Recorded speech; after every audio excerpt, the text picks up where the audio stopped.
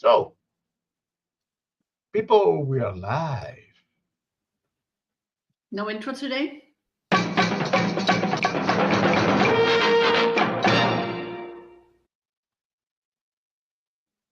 Yeah, here's an intro. Okay, let me do it. Okay, let me do it. Okay, let me do it. Okay, let me do it.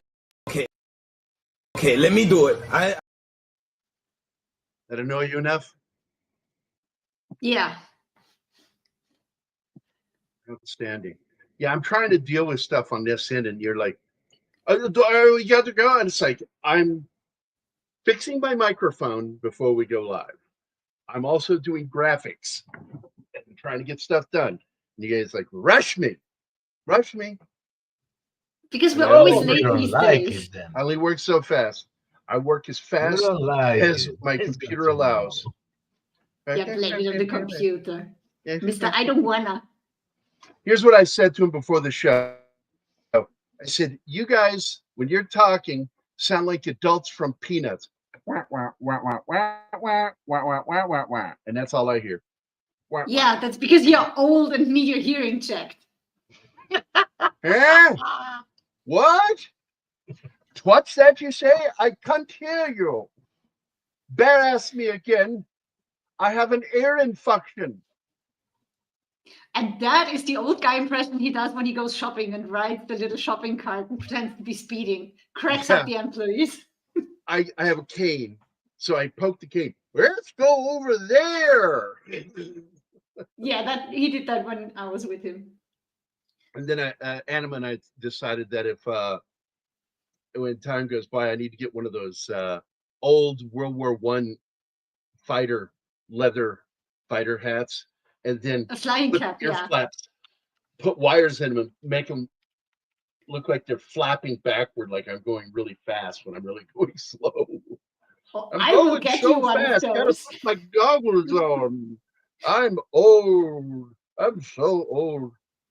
I made the doctor laugh the other day when I did that thing. I'm not saying I'm old, but when I was young, we didn't have shoelaces. We used onion skins. That way, as little bastards, we learned to cry when we tied our shoes. That's weird. That doctor was like just laughing. He's like, oh my God, we need to take this guy to the Blue Room, which is a comedy club here in town. And I said, I've wanted to go into the Blue Room for a while. I've wanted to go back and do stand-up comedy. We'll go do it. I will. When things are like when I'm closer, I have reliable transport to go to Springfield. I wouldn't mind doing it because I like doing comedy. Better Call Saul, great show. Thank you, Gambit. It reaches. Yep. Happy And he Saturday, brings up guys. Better Call Saul. This is a show I have not introduced Anima to because I haven't even introduced her to Breaking Bad yet. And I love Vince Gilligan's writing. This guy cut his teeth on the X-Files. So Vince is a really good fucking writer. And he went off on his own. He created a show called Breaking Bad about a high school chemistry teacher who discovers he has the big C. And then he ends up making drugs, right? He makes meth, crystal meth. Yeah. I heard about that show. I was never interested in watching it. It's so much better than the subject matter. It's the characters. It's a very character-driven. The funny part is, I fucking hated the kid. The first 2 seasons, I fucking hated his character because he was one of those white kids trying to talk like a black kid, and it annoyed me. But then I started understanding his character, and I started going, this kid's like, that's the element that he hung out with in high school. And you tend to learn to talk how others around you talk. Like when we moved to Arizona, and she came home one day and she was talking to me and she was like, look, Dad, are we going to go pick up the cot? And I'm like, what'd you just say? She goes, are we going to pick up the cot? What word is that? And she goes, cat? And I went, it's cat. And she goes, cat. And I'm like, oh my God, what the fuck happened? I bring you to Arizona and now you can't talk. And it freaked me out. She'll tell you, this is a true story. I would sit and make fun of her. There's a video on Facebook of me teasing her about the way she's saying, I think it's when she was trying to say cat. And I'm like, what fucking word are you saying? That is not the animal. That is like, I don't know why are you pronouncing it like AU or like a soft O? Why are you doing that? Yeah, those kids almost ruined the way she talked. And now she's back to normal. You've heard her speak. She talks normal now. And I think it's half the reason why my son went from talking normal, because he started hanging out with the larger gay community. He started talking like this after a while. I'm like, what the hell? I was like thrown away. And it's like, it's because that's who you're hanging out with. And their mannerisms and stuff rub off on you. And I know that because of Mac and Ultra Rob. Jim, too. Jim Woodward and Mike Beatty. Those all my best friends, my closest friends, all some of their speech patterns or mannerisms. Like, you will catch me doing this. I will take the glove off for a second. I do this. I pop. There's a little pop there when I do that. Where did I get that from? Jim Woodward. Because he would do that all the time. And I was curious, like, why do you do that? And I felt it and I went, oh, that feels good. And it's something people with OCD, because he had it too. And I also believe Jim Woodward in particular is like me on the spectrum. You like diagnosing people. I don't diagnose. I don't consider you do it with me. Diagnosis. Because I said I suspect you took the fucking test. You made me, kind of. You took the test. You and started asking and what did I questions. say? Because I didn't diagnose you. I said, I suspect you are too, because you like me. The reason you like me is because there's something going on. And I said, take the test. Something's wrong with my head. Test. I know that. And I went, ha. Because she tested pretty high in the spectrum. And the funny part was, Martin, she was answering questions a little more softer because she wasn't going to let me push her into something. And she's you would have still on the spectrum. Full yes all the fucking time. That's why you are so high up, because there's nothing in between absolute yes or absolutely no. Well, the funny part is because of the fact that I read people really well. I read their feelings, their emotions. I'm an empath, but at the same time, I understand expressions. I look at somebody, I can tell, I can see micro expressions. I catch them, and it's really weird. So I'm like, I can't be autistic or on the spectrum because I'm really good at reading. No, I'm still on there because of all the other fucking weird things with me. Yeah, I have a lot of weird things. They opened up the spectrum so that almost everybody fits on there somewhere. Wade, this would become an X-rated channel if I had said what you were feeling right now. Dirty old man. Don't ask me what you're feeling. I'll say something fucked up. Your penis?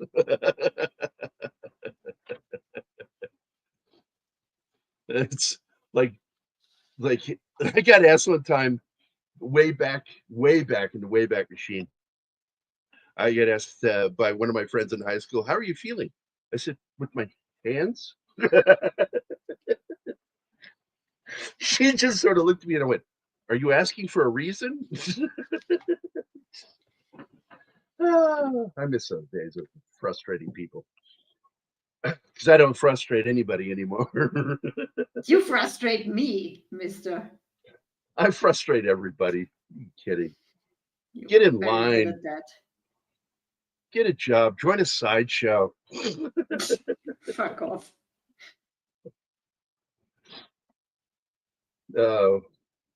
One of my favorite quips I said as a kid, "Hey, do you want to go to such and such this weekend?" I'd look at him and I said, normally my answer is yes, but this weekend, I think I'd rather suck the shit out of a dead dog's asshole than do that. Oh, my. One of my originals from high school. That was an original. And it inspired it. in some ways, I guess, his drugs. Yeah. no. I gotta check because it may have Al Yankovic. Al Yankovic. Oh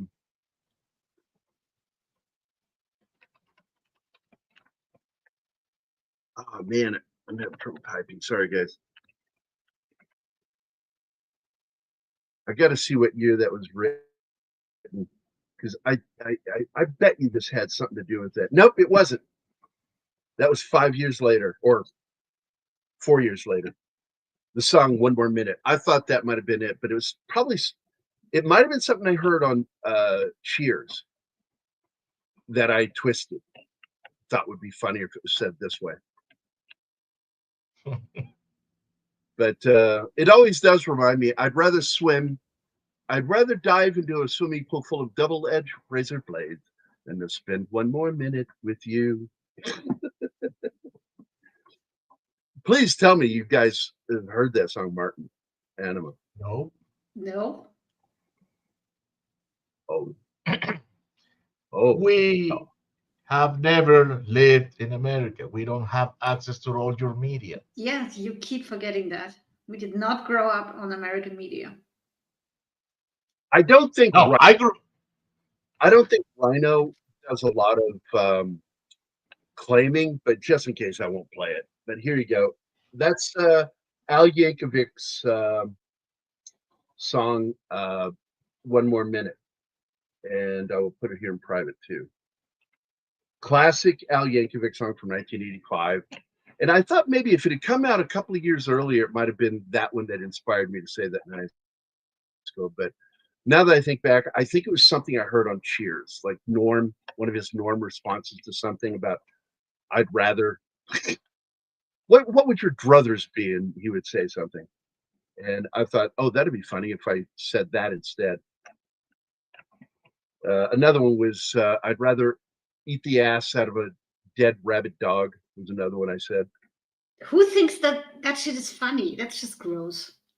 High school, that's who. I wasn't in high school. That wasn't that gross. Yeah, well, you never were a high schooler in the true sense of the word because you don't like silly, funny things. And Nope. silly, funny people do. Not at all. So, and that's who enjoyed my humor in high school, that kind of humor. I also grew up reading Cruel Shoes by Steve Martin. I thought that shit was hilarious and brilliant at the same time. So, do we have some trivia for this movie before we roll I have out one. Well, he had zero background in fighting. I brought up Vince Gilligan. Okay. I just wanted to say he had zero background in fighting or fitness much, and he trained 2.5 years for this movie because he wanted to pull off his own fights. And I find that impressive. So, well, it's more than that. He inspired the story. It was he actually experienced 2 home invasions, and he didn't go into detail about it, but he started thinking, watching movies like John Wick and Taken and stuff like that, and he goes, "What would a guy like me, just a schlub, what kind of action movie could a schlub do?" And so he had this idea, and he went and they found a writer named Derek Kolstad, and Kolstad, of course, wrote John Wick. He created the John Wick character, and so he joined in helping to co-create, and he gets credit for creating the names in the story and the name Hutch, and but this guy wrote the fucking the John Wick stories, including the short film. And if you go back, he wrote some films right at the beginning of his career, like One in the Chamber. It's not a bad film. Cuba Gooding Jr. and Dolph Lundgren action film, and it carries I think a 5.9 average on IMDb, which is not a bad score. It's almost a 6. and that tells you that means that's a pretty close to solid film. So, but he did some other stuff like he did the stupid, and I don't blame him for this. I cannot stand Kevin Hart. I just can't stand him. He got too big too quickly, and it got really weird with him and unfunny. And he did the Die Hard movies. He created those characters and wrote the story. Die Hard. Do you know what I'm talking about? No, Yeah. I don't. Okay, go look it up. Go look it up right now. It's called Die Hard. Hart. Yeah, like his last name. Okay, yeah, but Yeah, it's a stupid action comedy, and it's got a lot of big names attached to it. I watched the first film, and series. It was released as a series, and it wasn't very good. I couldn't stand it. He did actually a really good epic rap battles. He created the character of John Wick, and it was John Wick epic epic rap battles of history, which is one of my favorite fucking things out there. I love that show. He also was the lead writer for Falcon and the Winter Soldier, which I thought had a lot of potential, but they somewhere along the lines they made it socio-political, and it started pointing the finger at the audience. And man, if you want the audience to stay, don't point your finger at them. Don't point at them. Don't judge the audience. And they did. Should be common sense not to do that.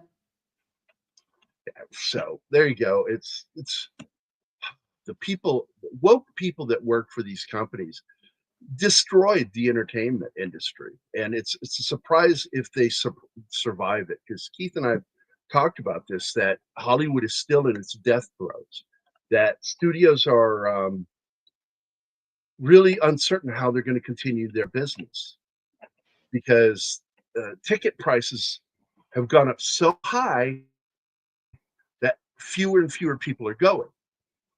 And somebody says, well, look, that movie made almost $1 billion. And it's like, well, look at how many people went to see the movie. Do the math of how much average seat costs and divide that into what the ticket price normally rounded off to the average.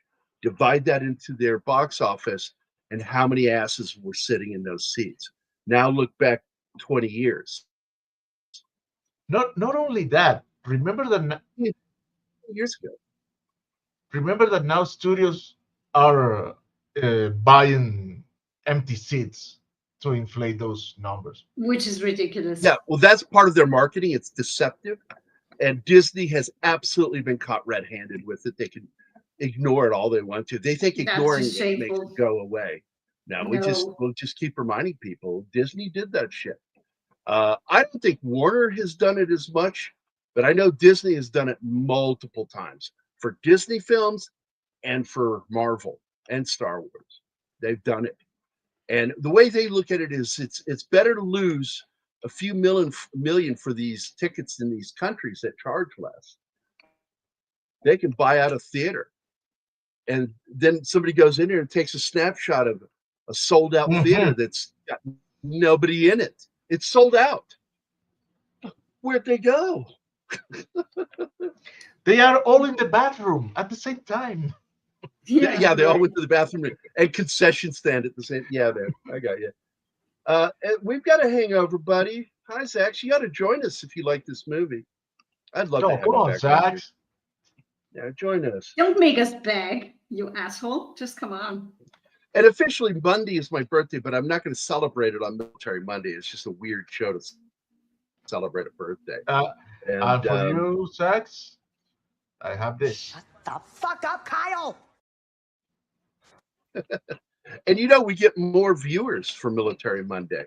So maybe I'm making a mistake, but the fact is I like celebrating on Fridays. I don't mind it on a Saturday, but Fridays is party night for me. So that's when I wanted to celebrate my birthday. And Friday was also Kevin Kepi's birthday. And he is, Well, let me show you who Kevin is rather than trying to explain, because Kevin's a sweetheart of a guy. Keith and I have known him for a long time, and we've been trying to get him to come onto the show. And he messaged me this week. Gary, if he's known you for a long time and refusing to come on the show, he knows why. Not refusing. He's not refusing. It's a schedule issue, because he's very busy out in Hollywood now. He left Springfield and he went out to Hollywood, and he plays monsters. That's what he does. He's very tall and extremely skinny. Oh, that guy. Yeah, Okay. you told me about him before. Let me handle this. He's not refusing. He's avoiding. Yeah, he's avoiding. Politely avoiding. Kevin, we have known him for about 12 years, 12, 13 years. And Kevin, tall, skinny guy, and he plays a lot of characters in movies and TV. Here he is in makeup. Damn. You need to add that in makeup. Damn. Because he's so thin, you could build on him and get a normal looking structure, because he's so thin, long boned, thin face, and it's just perfect. Oh, he did this for Halloween as cosplay. You know who that is. It's guys like that they use for aliens in science fiction. Oh, here's another good one. Nice. Oh, I forgot. And the girl he met is, of course, a makeup artist, and they fell in love, and it's wonderful. Oh, look at this one he did. Oh, look at that. I remember the name. Yes, he has the same advantage that Doug Jones has. He knows Doug Jones. He got to meet him, and I jokingly refer to him as Doug Jones Jr.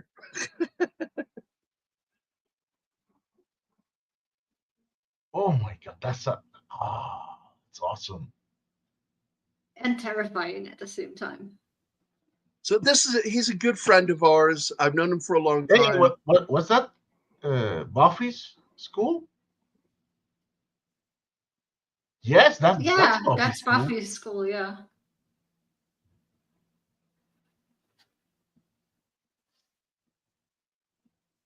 And that's his Juliet. girlfriend there. What? Juliet Landau is his Martin girlfriend? Landau. No. Oh. I think all of us at one time or another wish that was our girlfriend. She got her mother's eyes and her dad's face. So she's got kind of a long face. She's very pretty, in an eerie way. No, I haven't seen a picture of his girlfriend yet.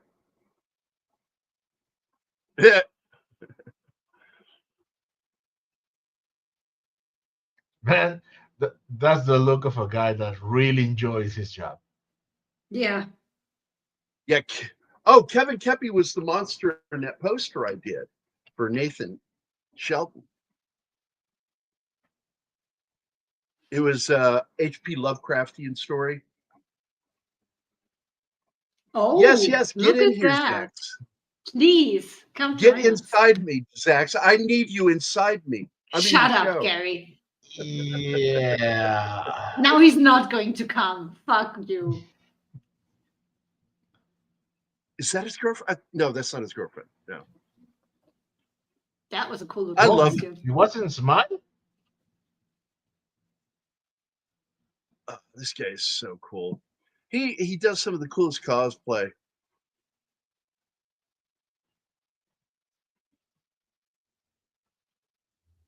Battle of the Brushes. She got it. Look at that. That's fantastic. A very cool dude, and we will eventually get him to come on the show. It will happen. Look and see if there's anything else that might be worth showing you guys.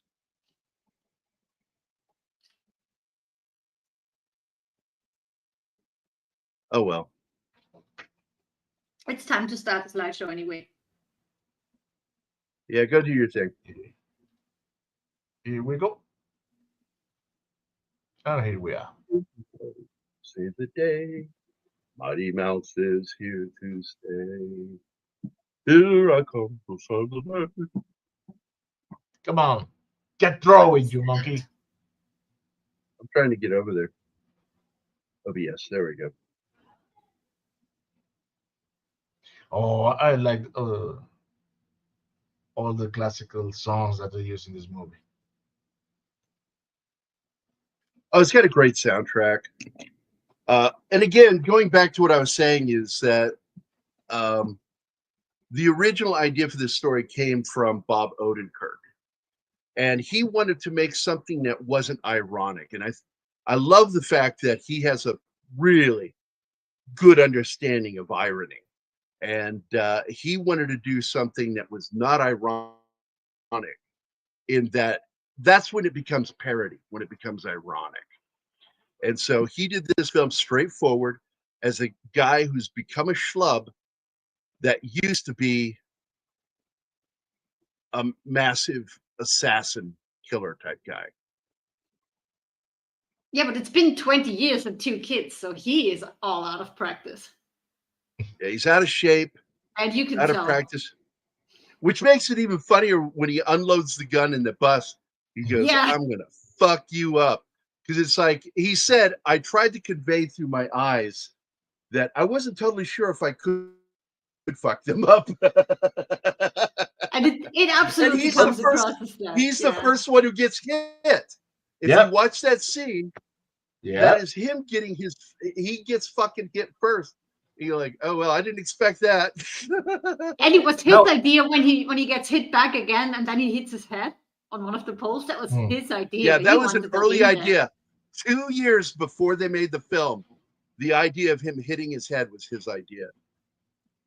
And again, I want to point out that scene. Derek Kolstad did a great job writing this, throwing in all the funny moments of the stupid dad shit that he does and the shit that he gets shoveled and has to eat to try to have a normal life. And it just, because he gets, Michael Ironside plays his father-in-law. And I fucking love Michael Ironside as an actor. I don't know what he is as a person. I've heard that he's an asshole. I don't care. I fucking love him in movies. I don't want to ever meet him. I just want to watch Michael Ironside in movies.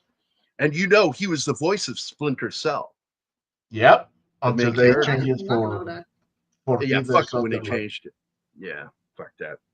He was the voice, and he was perfect as that voice. I love playing that game because in that game it was less about combat and about stealth, and I enjoyed that you have to try to get by guys.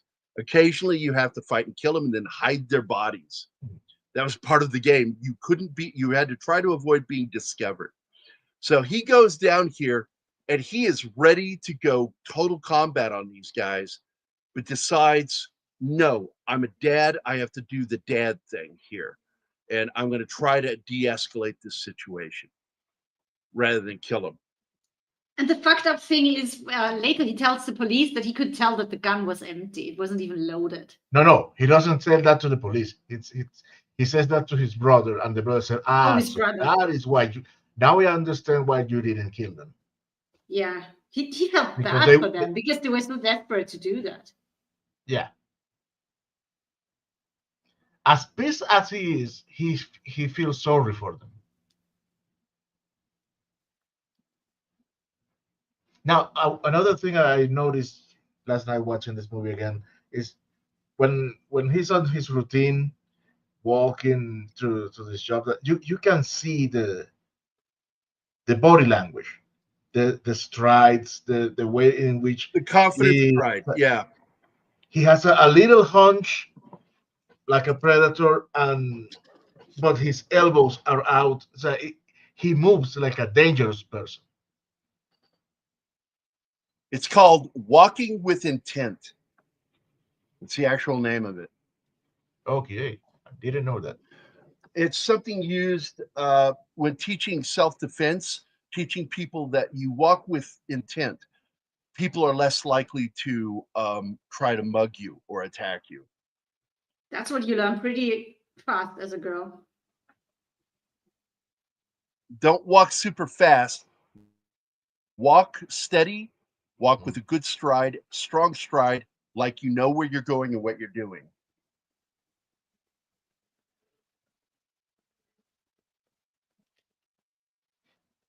Oh man.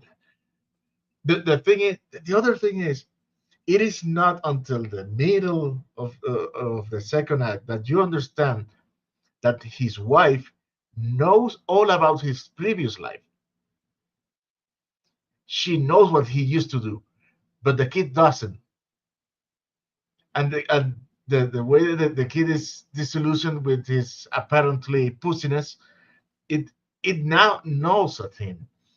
And then come this cop and tell her basically, you're a pussy. I would have done something.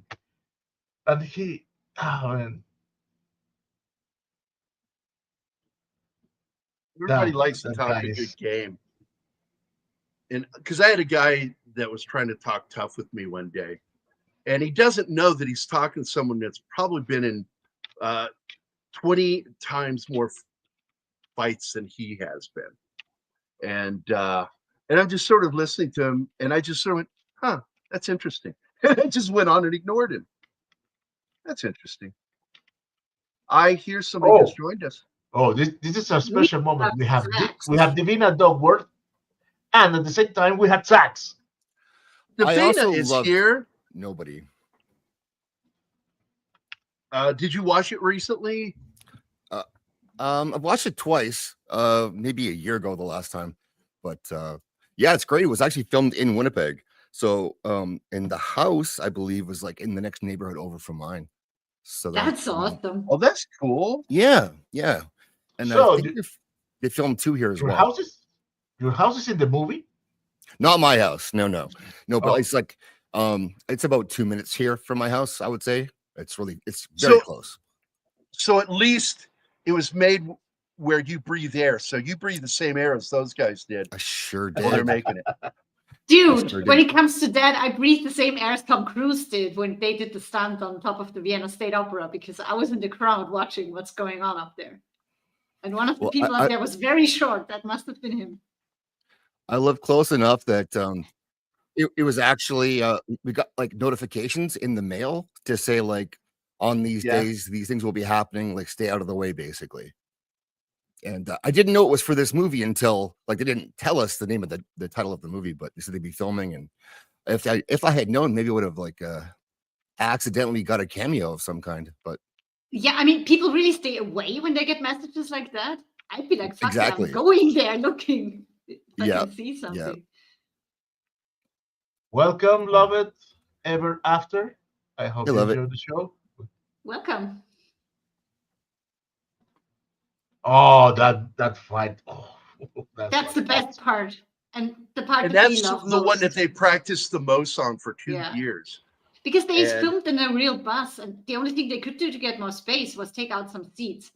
But you can't, usually you do a set that is looking like a bus, but you make it a little bit wider. But they were in an actual bus. So guys, Love It's actually going to be on my show tonight, Circle of Jerks. Oh, Love It Ever nice. After. Yeah. Yeah, thanks for the shout out you gave us. That's going to bring some of your people here, I hope. Hopefully. Yeah. It's a good place to be. So I want to help them find it. Oh, we're the best place to be on a Saturday this early. I mean, early by for you the guys. way, Not for now me. that you're here, I have wanted to do a rehash of what we tried doing 2 years ago, which is celebrate either the Pacific or Band of Brothers, and have Dale on. And it would be great if he could like do that with me, where we have him on just to celebrate the entire series. I would love that. Absolutely. Yeah. I tell people all the time, it's like, I love your shows, but God, man, I have a tough time watching some of your panelists because God, they're fucking rough. Rough? Who's rough? What? Just like that one night in particular, I was watching the show. No shit, I was watching the show, laughing, and I just was like, oh my God, I'm glad I'm not on this show because I would fucking get so quiet. Because the one dude was making racist jokes, the black dude. Oh yeah. And I was just like, holy shit. I might even go, oh man, I'm losing connection, and then just leave. Because that shit freaks me the fuck out. And you just sit there all calm with that motherfucker. Yeah, it's fine. Like it's a joke, it's a bit. Like it's not. Oh, I totally get it. Yeah. I do it too, but good God, he got so rough one night, I couldn't tell if he was joking. That's the problem. And I was like, I gotta go. But then I learned later that no, that's just his way of joking. Oh, okay. Because I was like, holy shit, man. You know what? If that's AJ, he's actually a stand-up comic. It is now, AJ. It's AJ. Yeah. It was AJ. He was on Kill Tony. He did great. Like he's starting to build that up now. That's outstanding, man. Yeah. Yeah.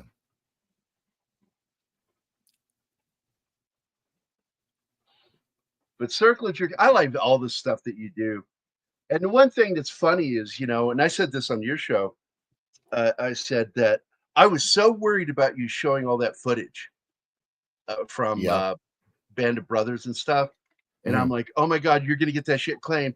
And I thought that was going to kill your channel. But instead, even though you did get into trouble you had to pull all that shit, you kept your fucking subscribership and followers. And I'm like, that is so fucking amazing. I wish I could do that. I don't have the balls to do that. Well, like Mr. Grant Gregory, he kept doing it. And after I stopped, and he hit like 1 million subs now, something like that. Yeah, just by those shorts that he was doing. And you can do it, but I want to be monetized. Yeah, it's risky because all the shit that Fat Steven went through too. Mm-hmm. And doing all that coverage of the shit going on in Canada got him demonetized and shit. Yeah, the trucker stuff. Yep. Oh, how dare you have a different? Yeah. Oh, there he is, Michael Ironside. I love that man so much. Ever since Scanners, I just fucking love this guy's look and his voice. Oh yeah, the best voice. Well, top 5 maybe, but I would put him in my top 5 for sure. Because I was talking about the fact that he was the voice of Splinter Cell for years. And I love his gravelly tone, man. What they used to call a whiskey voice. Oh, you can't now? No, they just don't call it that anymore. Oh. But back in the day, if you met somebody who had a gravelly, rough voice, that was called a whiskey voice. Like a Sam, what's it now? I can't remember his name. With the mustache. Oh, Sam. Oh. He's top 5. The cowboy, Gary. Yeah. Gary knows for sure. Yeah. What are we saying? Describe it again? The actor of the big mustache. Cowboy, with the great voice. Oh, Sam Elliott. Yeah. Yes, Sam Elliott. Yes. All right. Yeah, I know Sam Elliott. I love that guy for years, and then I started disliking him because he partook in making fun of Tom Selleck. And what? Yeah, he made fun of him and said that he should apologize for doing those mortgage loan commercials, which are completely legal. They're not predatory. They are legal loans. They're like regular loans with the same interest rates. And Seth MacFarlane got him to join in talking shit about Tom Selleck, who he's worked with for years. And Selleck was hurt by that shit, not business-wise, but personally. Because they'd worked together for years and had a friendship. They served, a lot of people don't know this, they served in the same unit during the Vietnam War. Well, that's a mustache battle people would probably pay to see, right? Tom Selleck wins. I'm sorry. Tom Selleck's mustache is the fucking shit. It's just like, look, man, there's Manly, and then there's Tom Selleck. He's a separate level all to his own. Okay. And the funny thing is, unlike Sam Elliott, Tom has like just this gentlest voice, whereas Sam Elliott is gravelly. He can put the voice on too, I think. He speaks with a higher pitch. And I'm not talking about the new stuff. I'm talking, you go back to Quigley Down Under. He does this thing where his voice goes up, and it's funny as hell. And it works for him for some reason. It really does work for him. What do you think of that arm so far? I'm drawing right now. Oh shit, it's mirrored. What's going on with that? Let me see. Turn off mirror. There we go. Now it's back to normal. Is he prone? Is the guy on the ground? No, he's getting nailed. He gets shot 3 times. Oh shit! In quick succession. It's a 3. There is on some of these weapons a 3-shot burst, but nobody in the military uses them because if you know what you're doing, you can squeeze full automatic and get 3 shots and release. But most of them, what they do is they actually pull the trigger 3 times quickly. And that's what he does here is he hits him in the mid-torso, upper chest, and the head. Starting at the head and working our way down. So he gets 1 in the head, 2 to the body, which is typical way of shooting somebody to make sure they're... It's a bad day. It's a bad day. Bad day for this bad guy. A lot of them have a bad day in this book. Yeah, she was laughing at... There's a scene in it. The cannonball, I love that. She sees this guy. He's up on the roof, and he's about to fast rope down into a warehouse that has 4 soldiers that are kind of close together guarding 2 Connex inside the warehouse. And his partner's on the headset goes, okay, so what's your plan? He goes, cannonball. He goes, cannonball. And then you see what he does is he fucking goes straight down, fast dive into these 4 guys, knocking the shit out of all 4 of them because they're clustered together. And in quick succession, he kills each one of them. And in his, because the book is narrated, and he says funny things, and like he says, them being Russian mercenaries made having to kill them a little less of a struggle with my morals. Because killing Russians doesn't bother him. Some dead Russians, that's fine.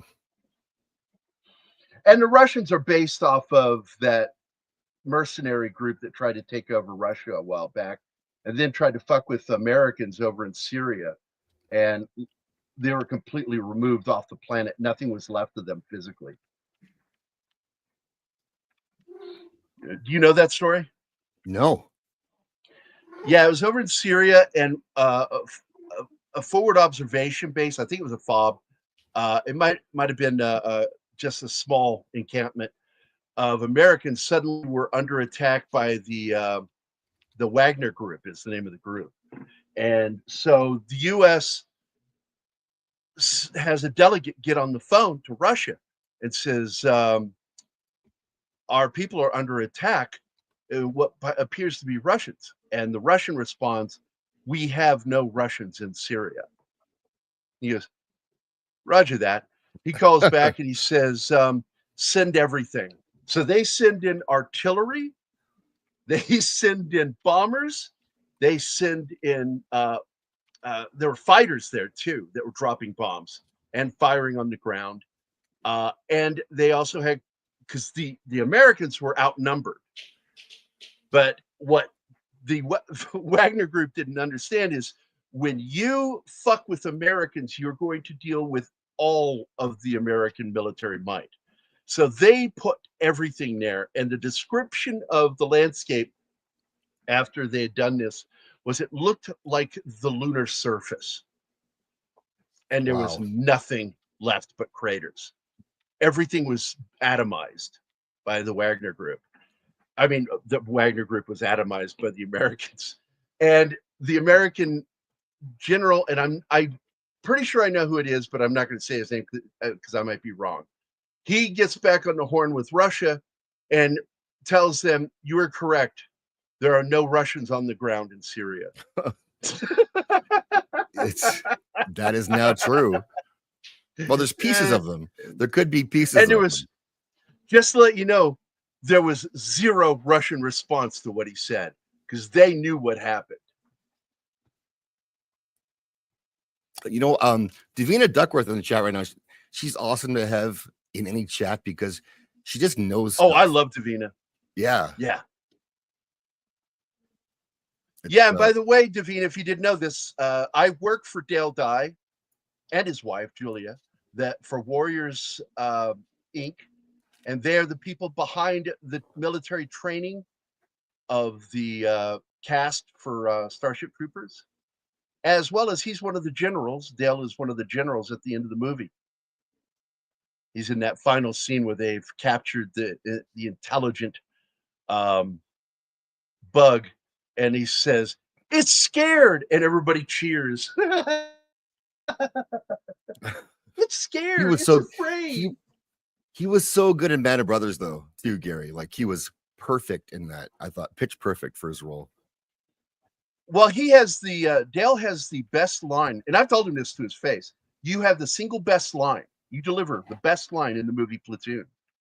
It's that scene where you call in danger close. You call a fire mission on your own position, including bombers, everything. And he hangs up the receiver and says, "Lovely fucking war." That is a great line. Do you want to live forever? That's a good one too. Yeah. Oh yeah. And everybody knows he's a former Marine. So you know where that comes from is Dan Daly. An American Marine said that in World War I under the command of his unit at Bellawood. It was the first battle for America in World War I. And the Germans gave the Marines their nickname, Devil Dogs. And Dale also, by the way, Kyle, when I had a conversation with him on the show, I did an interview. You can actually see the interview on our channel. I said, I believe to this day religiously, and you correct me if you think I'm wrong, Skipper, because I call him Skipper, that when Dan Daly said to those troops to get them motivated, "Do you want to live forever?" He wasn't asking if they expect to live forever and go die. No, what he meant by that was, if you want to be remembered for eternity for having done something, here's your chance. Do you want to live forever? That's what that meant when he said it. And people misunderstand it all the time and say it wrong. Yeah. I think it's pretty obvious that that's what I think so too. And Skipper says, "Oh yeah, that's what he meant." And that's what Marines are most remembered for. Oh, here we go. Best scene of the movie. The bus fight. Two of the guys he's fighting are the fight coordinators that trained with him for 2 years. The black dude and that one behind him there with the bottle. That's his other trainer. Well, he went from being a comedian to this, where he physically he can actually do this stuff now, and he's not imposing in any way, but that's what makes him so good at this in this role, I thought. Well, and he's relatable because he gets hurt. He doesn't automatically survive everything. So his family suffered 2 actual home invasions. And that was part of the inspiration for this. A lot of people don't know that even though the writer, Derek Kolstad, who wrote and created John Wick, gets credit for creating this, but in reality, the idea for this story came from, I just forgot his name, Odenkirk. Bob Odenkirk.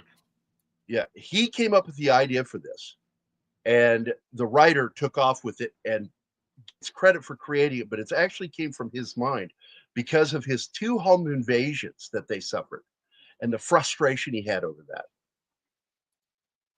Yeah, and that's terrible. Yeah, he said he always wish you'd done more after going through this. Yeah, he wished he had done more when they got invaded, but that's surviving is enough. Right. Yeah, it is. We can't all be heroes all the time. And that I mean, was I can. the cool I thing. can, but Yeah, of course you can. You're Zax. yeah. Hey, The Dega. other guy with the mask. The other guy with the mask. Yeah. Yeah. My Canadian superhero. Hiya, Digger. it's my Lone Ranger mask has stuck around all these years. That's right. That's the Lone Ranger mask. They didn't Oh, I try to feel sue so you bad for for- using that? Well, no, but like I'll let Paulie think it's Zorro because that's fine, right? Yeah. I'll give him that, but it's either way. Because there's no question in my mind that it was partially inspired by Zorro. Oh yeah. I just to get Tonto. That's I the stunt was- coordinator. And by the one way, with we did a show about the Lone Ranger 1981 film, and to talk about why it was so bad, what got screwed up, how it got screwed up, all the things. They started it with a lawsuit. You can't do that, and so it was just it got a lot of negative attention early on, and but then Anima wanted to watch the other Lone Ranger with me, so we watched that one, and it's fun. There are fun moments in it, but it's so bad of a film.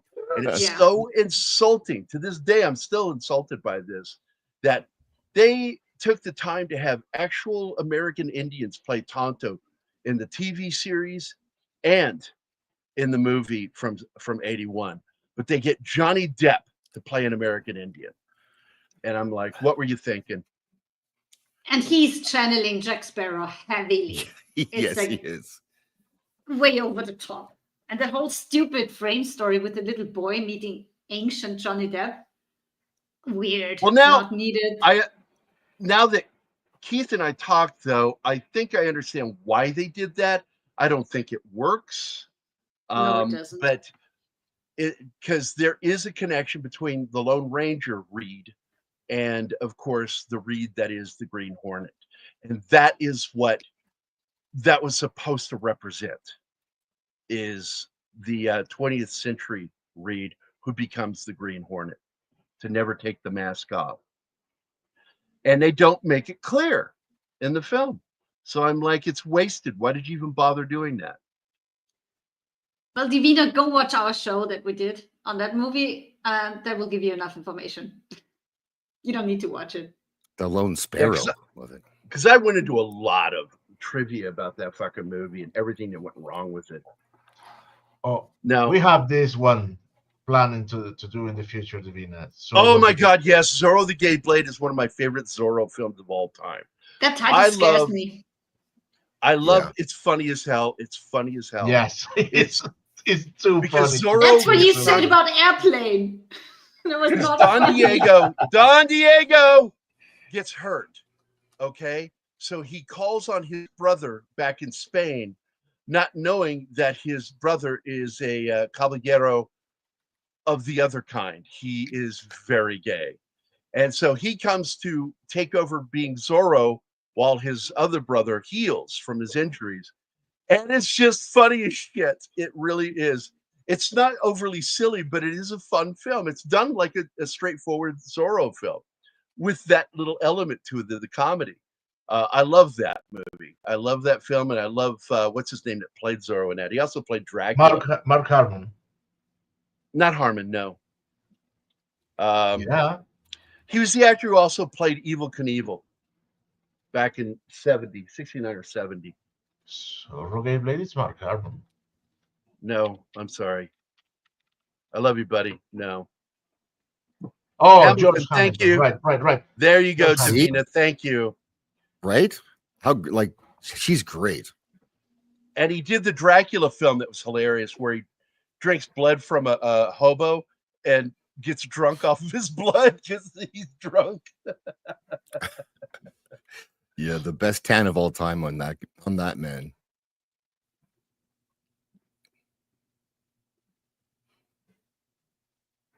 And yeah, Army Hammer, he got busted with all those weird sexual cannibalism messages he sent to he's back, ladies. by the way. If you didn't know. He's back? He's come back. Yeah, and he's saying that most of this was taken out of context. I have never consumed human flesh, and it's just like his own sister Oh my God. made that fucking documentary that he is evil like their dad. Yeah. Oh yeah, he gets a redemption now. That's, I guess, a thing. But yeah, that's a horrible thing to have to like explain.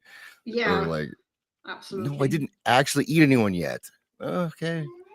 Yet? But yeah, Yet, yeah. yeah. You kind of would though, right? No, You think it most tastes like chicken? it's for him too. Like he would have, I think he would have been like a much bigger star if he didn't start eating his girlfriends. Like, Well, he was definitely a toxic dude, with his women, abusive. Not so much physically, but emotionally. Because I heard about some of the shit that he did, and it's like, yeah, it's fucked up, dude. I think he was kind of like set up to be like one of the next big stars, though. Like, because he could do the action stuff, he could do all of it. He did that movie with Timothée Chalamet. Something about the gay one, yeah, the gay one, Call Me by Your Name, which I hated that because Chalamet's character is underage, and they're making it like it's a romantic film, and I'm like, fuck off with that shit. Yeah, I didn't watch that one. I don't think it's a very good film. Oh, okay. So he has like big time family money. Yeah, his dad was a billionaire and fucking not a very good dude according to the family.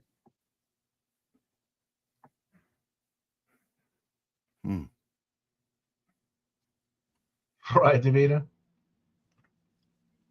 What's that? Divina Dog was PDF Hollywood files. PDF Yeah, thank files. you. There What you a surprise. Yeah. Yeah, that'll be funny. Like, just as he thinks he's redeemed from all that shit, he's on the what's his name list. Did he? No. Or Epstein.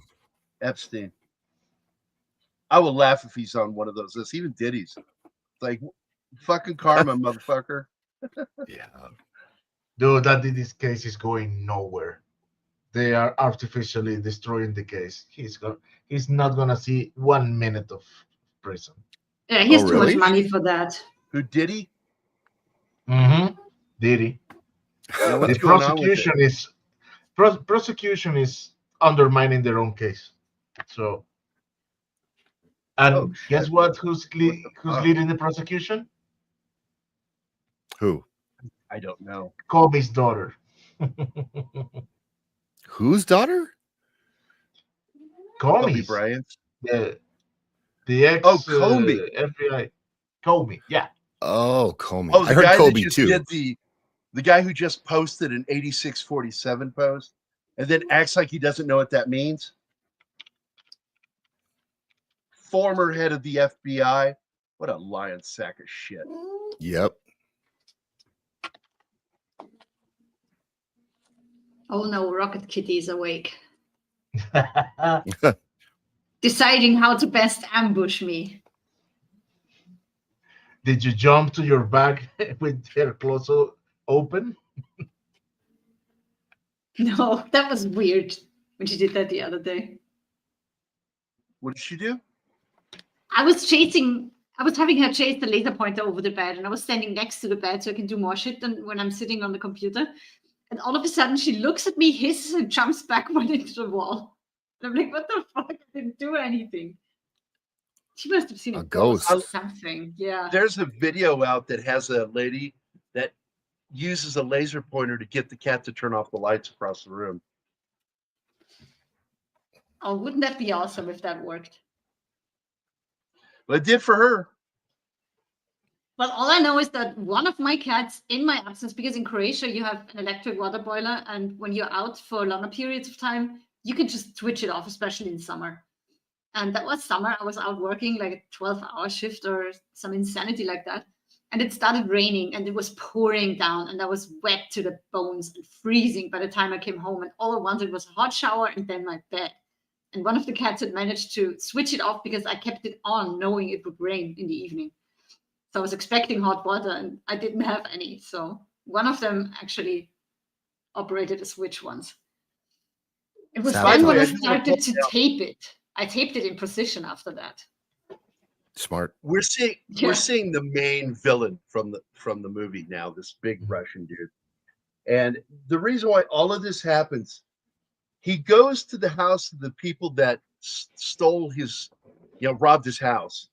But he ends up feeling sorry for them because they're poor and they have a child of their own. So he doesn't know what to do. So he goes and he sees these assholes on a bus and he figures, that's it, I'm going to make somebody pay tonight. And in the end, it's because of that he ends up in this problem with this gangster. And everything because he unfolds injures from his there. youngest son. He hits his youngest son in the throat. I mean, he does an improvised No, break, that's his but brother, it's his brother? not his I son, thought his brother. I thought his son. Anyway, related, and he's in bad shape. He's badly fucked up in the ICU and probably never going to walk or talk again. And that makes him so angry that he wants his boss, basically, for Now, doing that. the worst thing about all of this is that he went to the robber's house because he thought that they had stolen his daughter bracelet, and the bracelet was still in the house. Well, yeah. Give me my fucking daughter's bracelet. That's right. The bracelet. I mean, it's really a bad thing to do. Steal kids' jewelry from a little kid. Come on. You Well, don't when I do had that, when I got Hey, robbed, Penny. I wasn't as Penny. pissed when they robbed me as I was that they stole my daughter's movies, all of them. Oh. And I'm like, that's a shitty thing to do. Absolutely. Hi, Penny.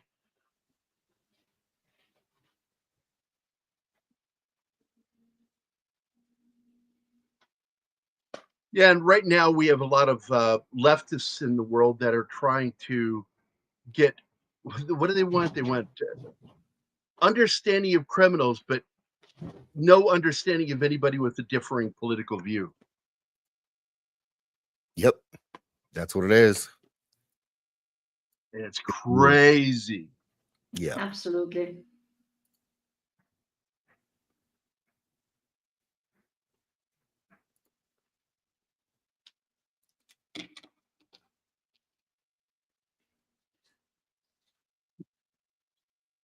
Now she wants a kitten.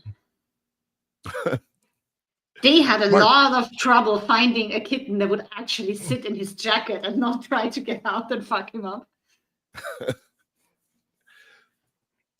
I wonder if the cat is going to be in the second one. I hope so. The dad is in it. Oh yeah. Okay. He's Don't get me awesome. wrong. I love this movie but to me, the grandpa is the best part of the whole fucking movie. Oh yeah. Absolutely agree. I Yeah. absolutely agree. And by the way, when the two guys enter the old people home to kill him, the younger one is the film's director in his first Hollywood role. You see, this is the guy that I was rooting for being Bond when they chose the guy that's the fake Bond.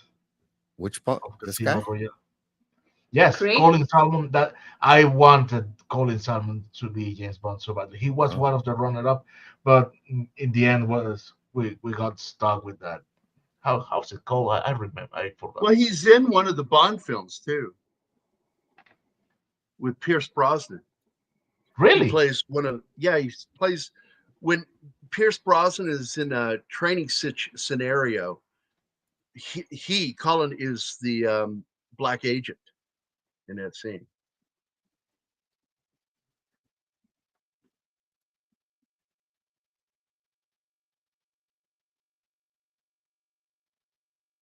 You didn't know that? Okay.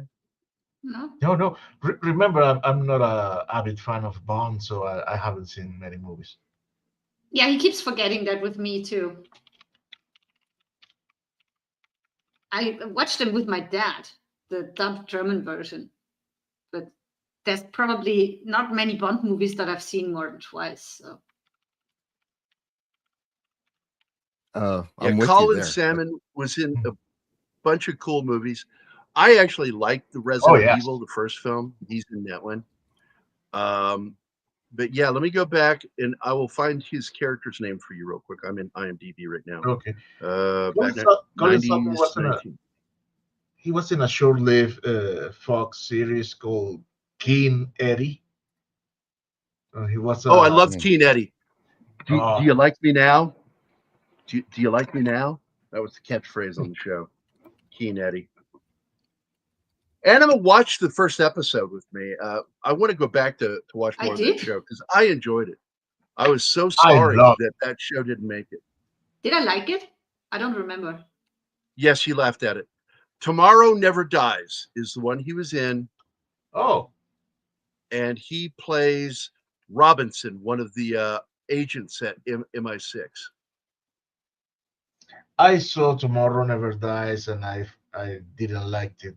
That's maybe because I don't remember him in there.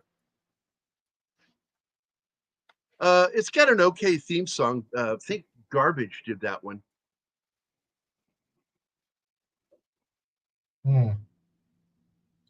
From the 90s, I got to be honest, I'm not a fan of a lot of the theme songs used in the 90s. The last great Bond theme, Gladys Knight did for Timothy Dalton. I like Dalton as Bond. He was, as Keith and I have said, the closest thing to the book you'll ever get. And that's because he himself, Dalton, is a major fan of James Bond. A lot of people don't know this, that he was offered the role in 1969 by Cubby Broccoli and Saltzman, because he had just finished a film called The Lion in Winter with Peter O'Toole, Katharine Hepburn, Anthony Hopkins, and it was his first movie, as was it was Hopkins' first starring role. And they offered him Bond, and he said no, because he had read all the books at that point. He says, I'm too young. Bond is in his 30s. I'm in my 20s. I can't do it. And he turned it down for that reason. And then they bugged him again later to replace Roger Moore. And it just, nothing was lined up. So they went to look at somebody else, and that fell through. And so they went ahead and let Roger do View to a Kill. And then Timothy Dalton finally was old enough and accepted the role. And I think he got screwed. I got to run, guys. Sorry, the family's on the way home. So I got to get out. Okay, buddy. I'm glad you showed up. Anything you want to talk about? No. I just I love you guys. Great show. And, love you too, man. I like when I can jump on like this. This was good. Yeah. I chose you guys over a brief cat nap. So just so you know, that's how important you are. I know how Gary loves naps, so he gets it. I do too. I'm old enough by now to love naps. All right, well, yeah, we're all there. Thank you. Thanks, guys. I'll see you, Zach. Take care. Bye, Zach. See ya. You too. Bye. Yeah, Davina, The Living Daylights is just great. It was a fun Bond film, but then he did License to Kill, the next one. And oh my God, the song License to Kill, great fucking song. I like that film because it was dark Bond, and it stuck to the book because that's the story where Felix Leiter, just like in the book, gets one of his legs bitten off by a shark when they torture him. And a lot of people don't know this. Later on in the official books that were written in the 80s, that was older Bond. That Bond worked with Felix Leiter's daughter, who is now old enough to work for the CIA. And so he got to play, against the second generation Felix Leiter, his own daughter. It was really good stuff, man. That's the Gardner series. Gardner is something else, man. I love his books. And what we've said, Keith and I have said for a long time, Davina, is, hey, Meth, Davina, what Keith and I have said for a long time is that they need to do the Gardner books as each book is a mini series with someone like that's older, like Idris Elba would be perfect for the older Bond. I would fucking love this. And Colin would be good too, because he's in his 50s now, man. Or is he 60? How old is he now? I don't know. He must be on his 60. Let me check. That's what I would guess. Yeah. Well, close to 60. Well, he's black, and you know, black don't crack. That's true. Yeah, you can ask Keith. Keith is like 120. Yeah. Shut up. Can we go back to the movie for a moment? Because I had a problem with that home invasion scene. They show up with fucking like war weapons in a very quiet neighborhood and start shooting the shit out of that house and nobody calls the police. That's just weird.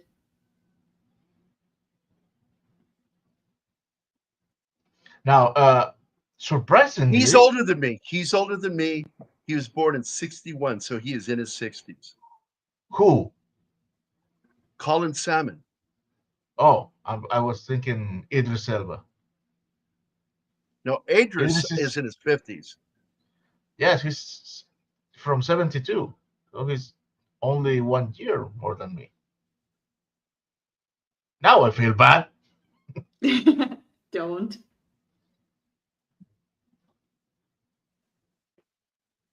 I got that song stuck in my head now. Which one? Which one? Living Daylights.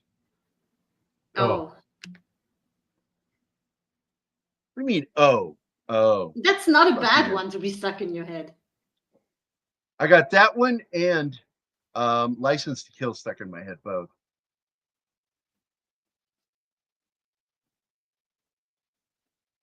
No.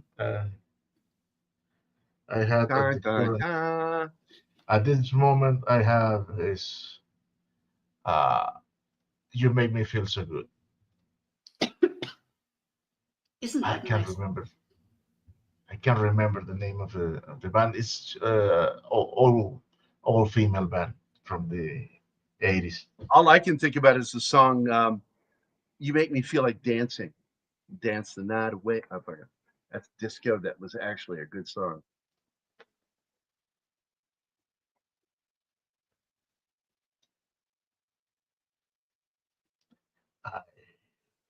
Well, another good movie to have in your stuck in your mind is, of course, I Feel Wrongly. And I'm talking seriously. I freaking love that song. Which one? So Wrongly. Oh, So Wrongly. Yeah, we have to play that now. Jesus. Only if Gary wants to. I can't do it. I'm drawing right now. Oh, but you want to. Yeah, he of course I wants do. to torture me badly. Oh, well, we all need a hobby. Just remember, I tortured you with love. Oh, yeah. That's how it works. Wait, did somebody delete the song? Oh, no, here it is. I didn't. So lonely, so lonely, so lonely inside real alone. I'm so. Yeah, that's enough. Yeah, and normally you would say this is me, but after we play this song, this is Anima on his own mind. That's what she's thinking right now. Luis, una chingada, vámonos, cabrón. ¡Es el procedimiento! ¡A la chingada el procedimiento, cabrón, vámonos! Yeah, pretty much. Luis, una chingada. Oh, this continuous loop. Okay. Not anymore. Yeah, you got to turn that off before you play the audio. I hate that they don't allow you to turn it off permanently. That sucks.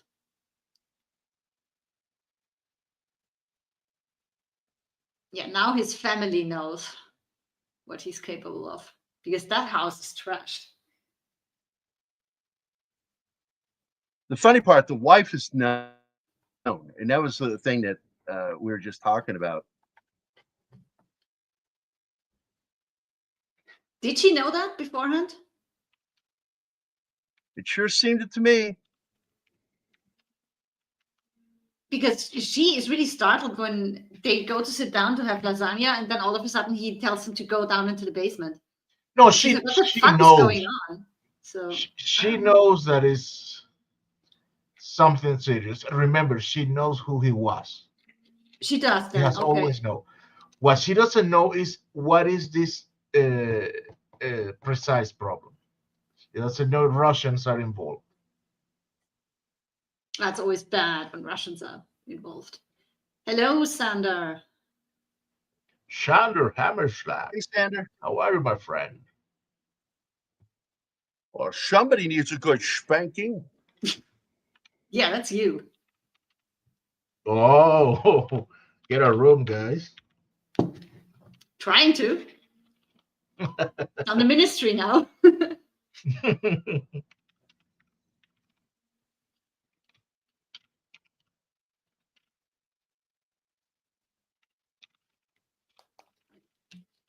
Interesting. So somebody actually went and did a head count on this movie, and it's 50. 50 what? Body count. Oh, how many killed? Yeah, 9 as a result of the home invasion, 2 who attacked Dad, 21 protecting the object, and another 18 or so attacking Williams Manufacturing. There's a lot of killing in this. I love that he puts the claymore on the front of that plexiglass shield. That was a Hail Mary. And Holy runs shit. towards him, so the bullets deflect, and he just fucking gets close enough for that claymore to do the most damage. He could have died doing that. Well, all right. I want to do they a have poll. no more options. I know, they were out of options. They And were out of ammunition. ammo, so Yeah, I know.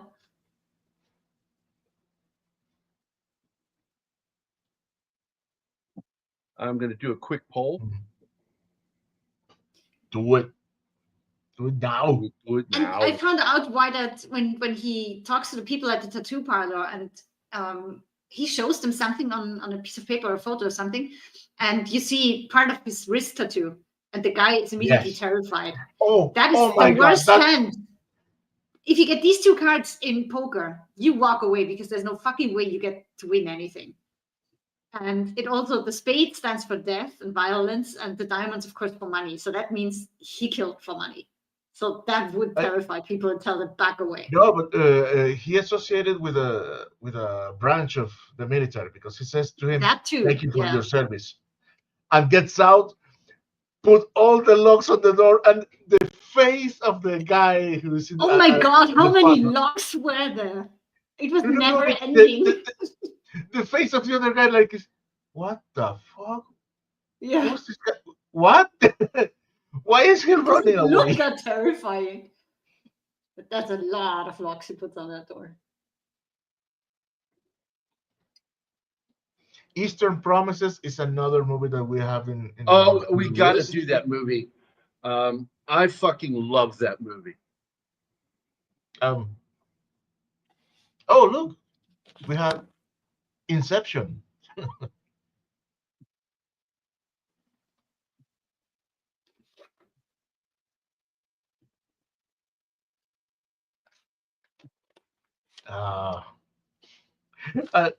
I couldn't stop laughing every time he's trying to tell somebody his background story. The They people die die. halfway through. Yeah. and he He cannot never finish. gets to finish. Because they're like, I don't care, I'm dead.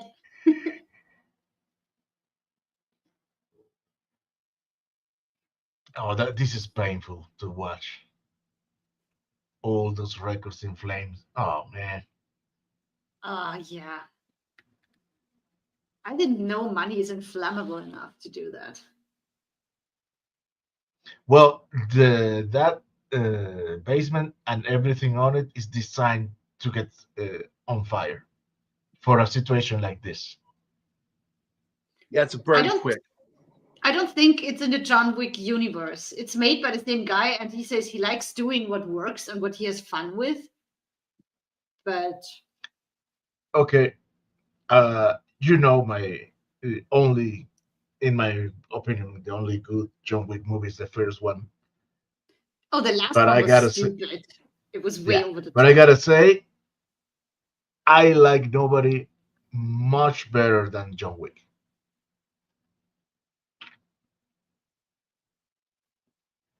Are you looking forward to? Hey, hell yes, man! Yeah, I didn't catch that at all. Being a non-driver, so Gary had to tell me that that's how much the car uses and how fast it gets.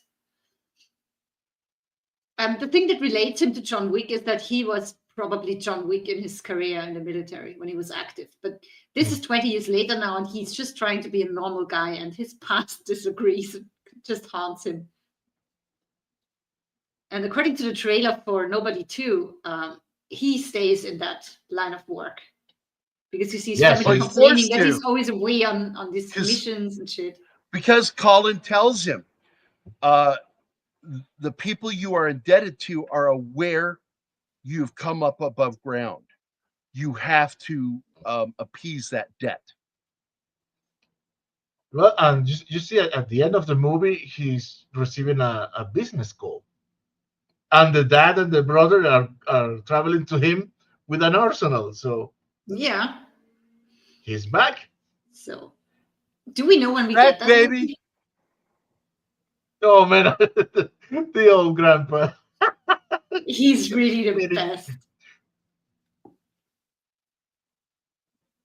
When he's hiding the two and pretends it was really just the TV that was out. So funny. Hey, Mike. Can you come here, please? Join us. Join us. Join us. We're a cult now. One of us. One of us. Oh, this scene, the guy, he's just put him down with one well-placed punch. Boom. And then, okay, breathe.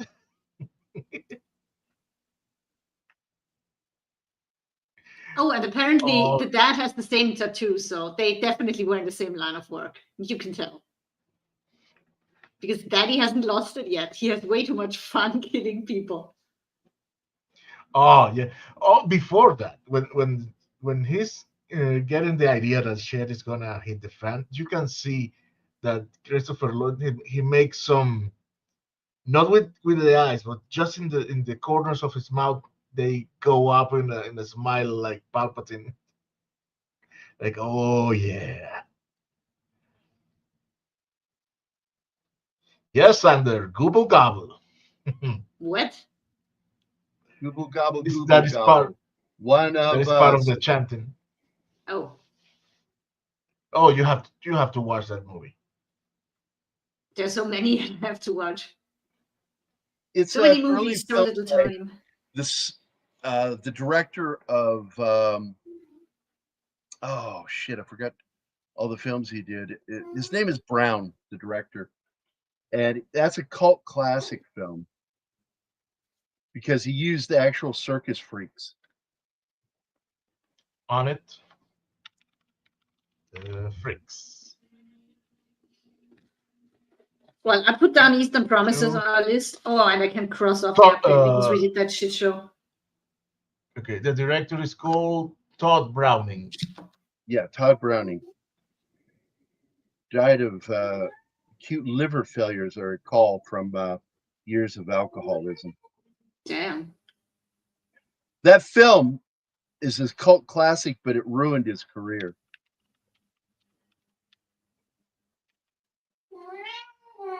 Hello, Paul Smith. What about Paul Smith? I said he's in the chat. Hello to him. Oh, hi, Paul. What is the cat doing, Anima? That you sounded like, oh.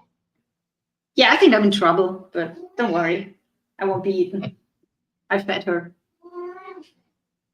Oh, I like the scene and the results of it. And he goes, "Oh well, I burned everything with such joy."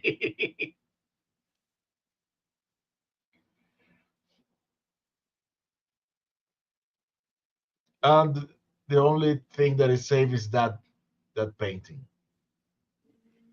Every Yeah. other painting, every other piece of art, the money, everything else gets reduced to embers. I can live with the money, but burning paintings and books, that hurts.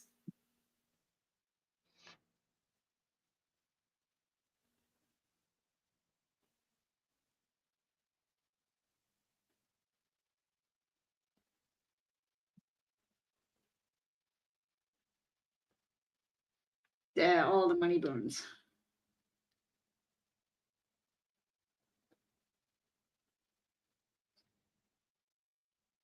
No, not Bob Odenkirk's career. Todd Browning, the guy who directed Freaks. It destroyed his career. He had trouble finding work after that. Oh my god, that dude is so bad on the stage. And his people tell him that, basically, and he still keeps going on the stage embarrassing himself. He's Well, so bad. who the hell is going to tell him that he's? They do, That though. They sucks. say it's not appropriate for him to do that. Oh well, the others. And what happened? He Yeah. kills one of of the members. One of the investors.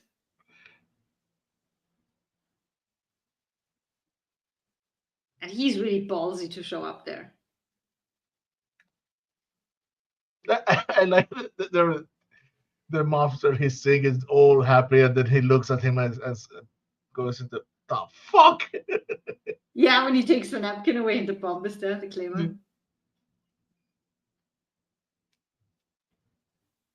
That's a cool move.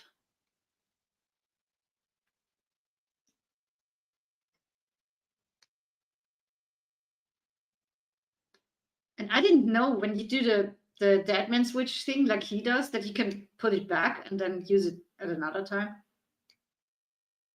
Yep, because that's the claymore he uses on him later. Yeah.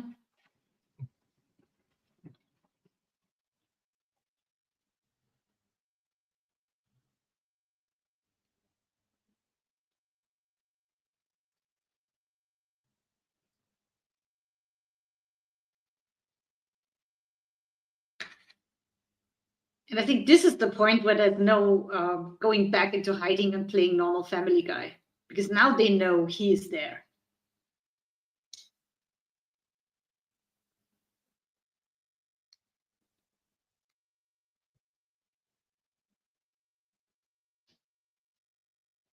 Oh, well, I'm not gonna fault you for that. Untouchables, I love that movie. Even the thing they did with Frank Nitti that was completely unreal. Yeah, because Nitti went on and took over after Yes. Capone was put in prison. But as a movie, that is a very satisfying scene for the public. We did a show on that one, right? The Untouchables? Yes. Yes.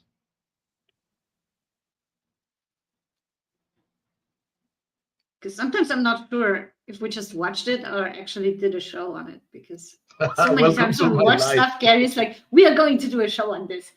So in my mind, that fuses somehow. And I'm like, we did this already, haven't we?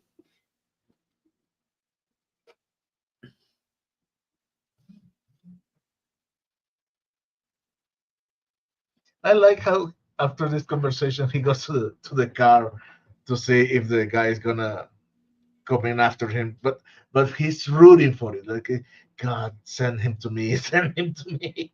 Yeah. I mean, one of the main differences is John Wick is good, is the best at what he does, but he doesn't enjoy it. Whereas this, he enjoys thoroughly. He's addicted to it. Well, the dad definitely is. Look at his fingers crossed. Come after me, come after me, come after me. Yeah, I do like that scene.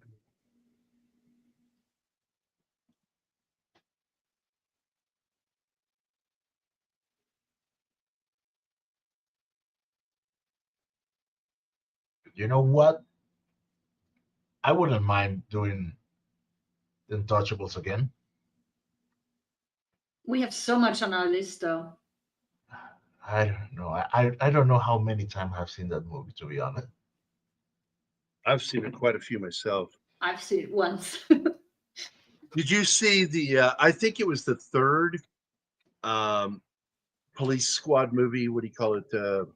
Naked Gun, where they made fun of the train station scene, did a parody of it.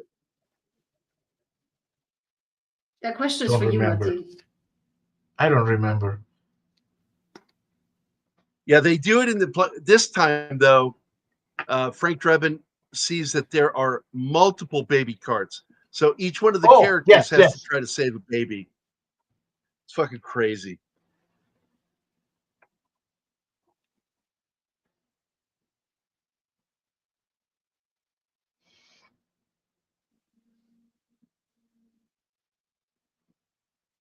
I agree with you on that.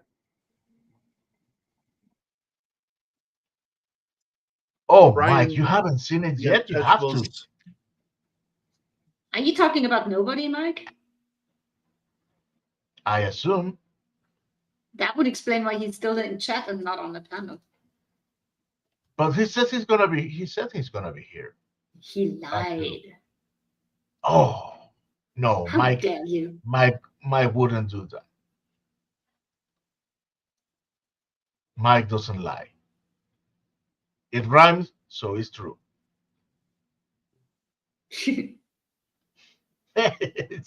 Well, where are you, young man? We have only 30 minutes more of this show. Come on. Well, 30 minutes and then Gary's endless goodbye, which takes another 30 usually. Details. Dude, it's not past midnight for you. Do you have any idea how hard it is to do a show at 10 p.m.?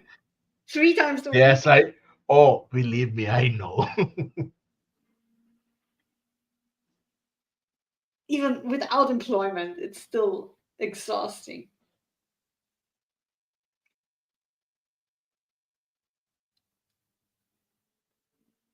Yeah, too late, Mike.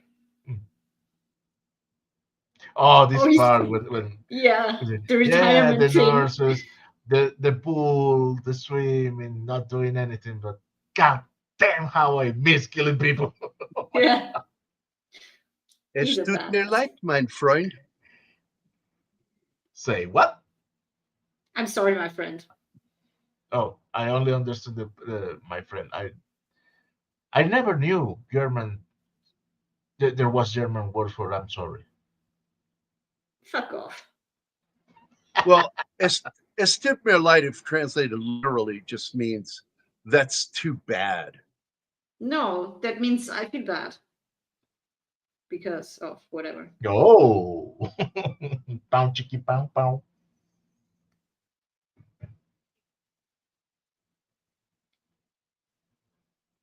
We will talk about forgiving you after the show, Mike. Okay? You want forgiveness, Mike? Start by coming in here. Well, he's right though. If he hasn't seen the movie yet. Well, he's watching the slideshow, so he wants to watch the whole thing. Not everybody is happy with a slideshow. no, I mean the slasher is not going to spoil it for him because he's already watching it from the chat. Being in the panel won't be any difference, except that being on the panel, true. we all would be happier. That is true too.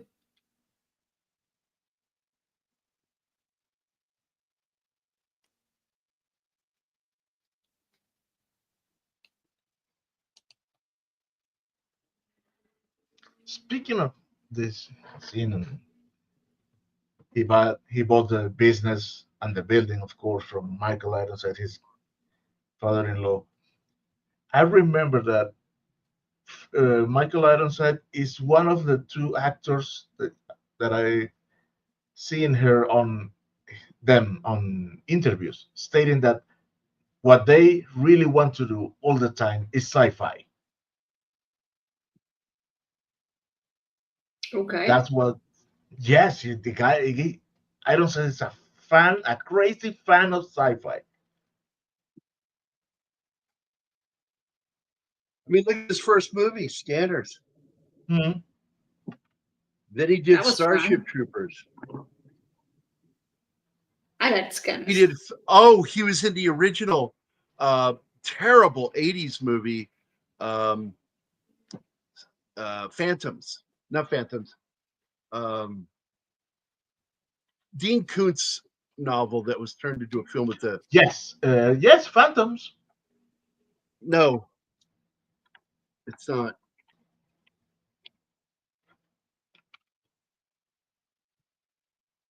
Okay, let me check because I'm on his IMDb right now because it's a film. I love the book and I hated the movie, but I watched the movie because I love Michael Ironside.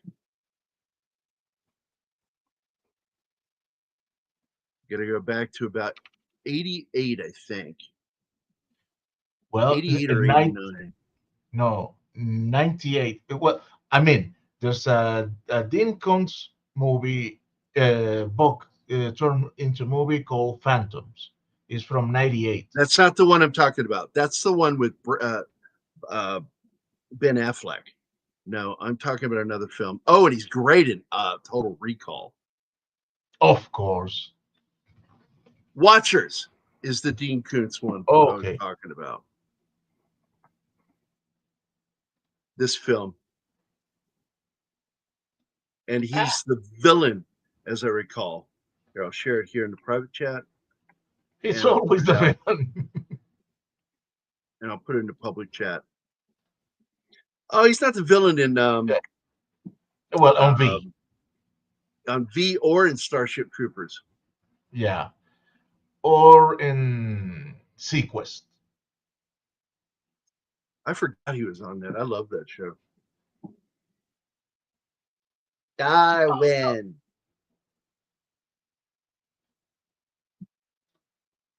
Yes, Savannah had it was Watchers. It was the Oh, Watchers, yeah.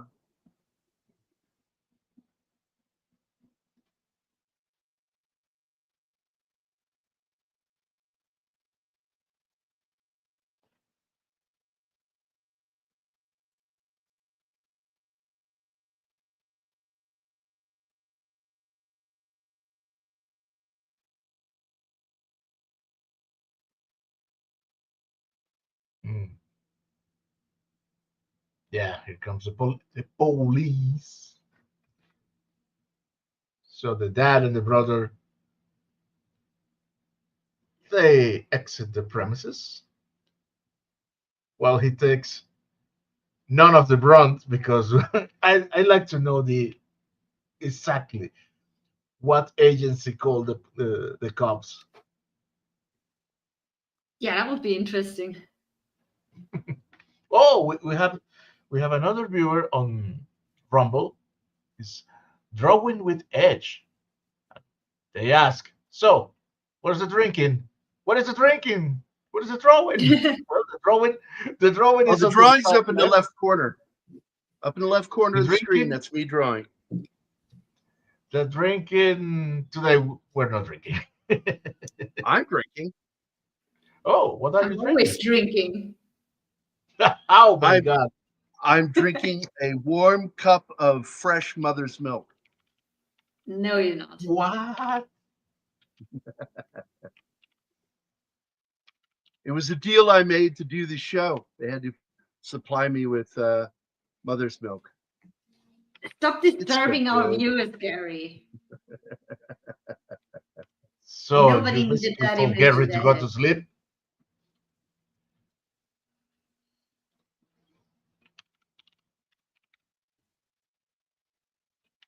So Drawing with Edge. Given your moniker, I assume you're an artist. You can. Are you a drawer?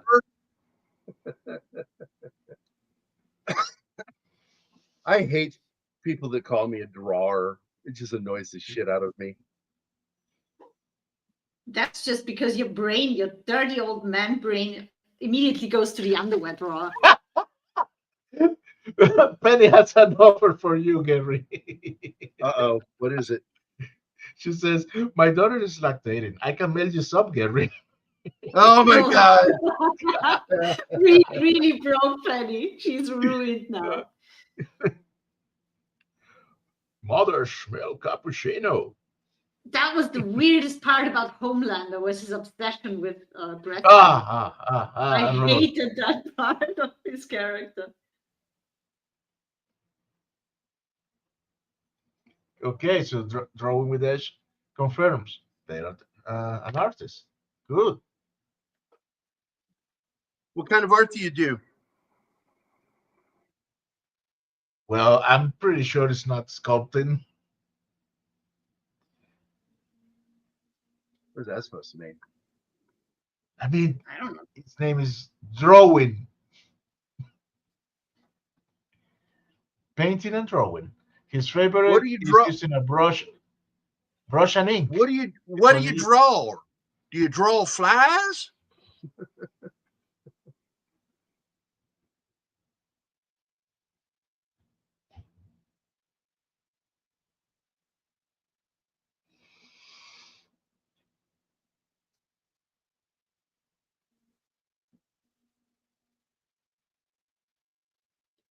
Yellow. And here's the end of the post-credit scene.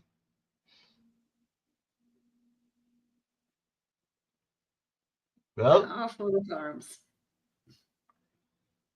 let me go back to normal. Yes. I'm looking forward to the second one.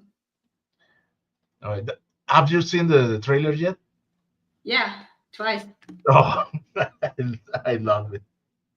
His face when the guy tells him, "Tell me you didn't bring your family there." I did. Yeah. Like, fuck, man. I told you I'm on vacation. Vacation. Yeah. Guys, I'm not going to fight you. I'm on vacation here. Start fight. Fucking awesome. And the dad is in it again, so what's not to like? Yeah, use Christopher Lloyd while we have him. Exactly. How old is he now? He's $1.6 billion. Something like that, yeah. Well, you got to think he's gone back in time so often. Okay, we have more from Drawing with Edge. It says, they say, I can draw anything.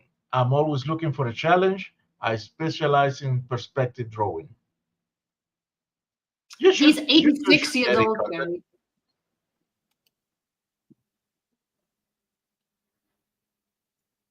You should too. You too should get in contact. Yeah, get a hold of Gary on the socials. Bop, bop, bop.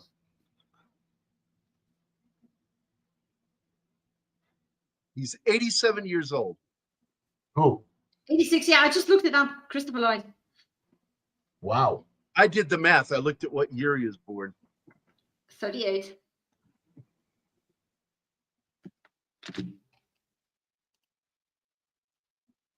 But since his birthday is in October, he's 86 now, and I'm right. Ah.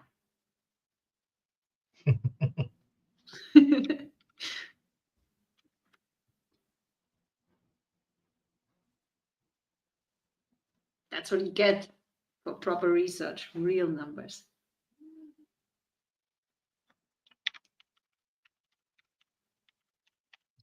All right. Back out a little bit. Zoom out. Zoom out.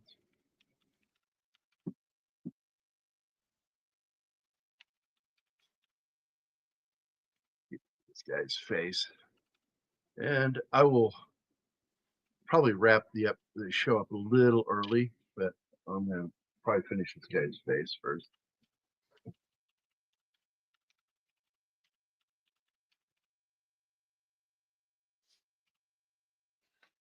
You have like 15 minutes or so. Regular showtime, I mean.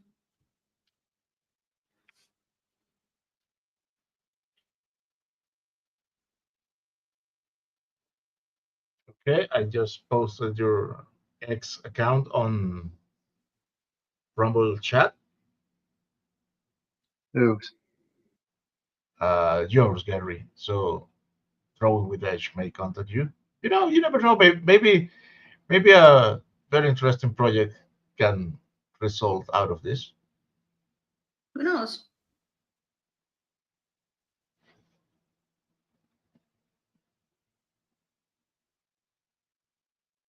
Uh, Drawing with Edge asks if you draw on anything other than a computer. Not anymore. I still draw on paper. I do too. You sketch, yeah. I sketch out some of these scenes and some of the action scenes on paper when I'm sitting around, but I don't care to sell my art. I just want to tell my stories. And I found that ever since Photoshop updated in 2010, that their brushes do mostly what I want to do back then. And now they pretty much do everything I need them to do.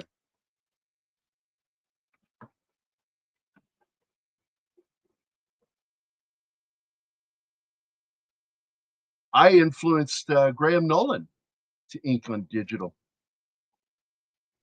which I didn't think I'd ever do because that guy loves drawing on paper. So what he does is he does his pencils, scans the pencil artwork in, and inks digitally. That's what Joe does, right? Well, yeah, and it's what I started doing back in the day because I didn't think the pencils were up to snuff yet. So all my pencils were done digitally. I mean, on paper, and then I would scan them. And but now it feels like Photoshop caught up. Technology caught up with skill to where I feel pretty comfortable just penciling and inking right on digital. It's also easier for you, right? Well, I can do things quicker, that's for sure. Yeah, drawing with Edge says I'll have to start an X. So you're one of the happy few that don't have to watch to that cesspool. I envy you. You can always contact him or them on Rumble or email, and they don't mind working on computers. Traditional artists, which is always awesome. Yeah. And just drawing with unfortunately, Rumble chat does not integrate with the StreamYard. That's the reason I have to read the chats instead of bringing it up here. They need to go fix this. I They need don't to know. communicate with each other and fix it. We need all our. They have an economic incentive not to do it. Even stupid Twitter shows up here. And they didn't at first. So if they can fix it, Rumble should be able to. Money talks, anyway. Money talks. I know. As long as they've been in that agreement, that won't happen.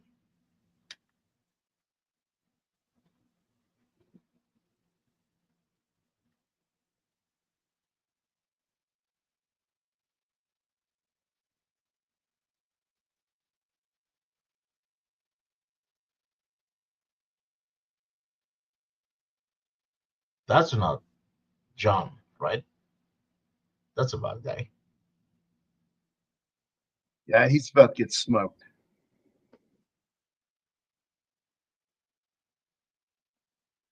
This is where he delivers another funny line. John smokes the guy in the hallway. I'll bring up the text. It's the next page, not this page.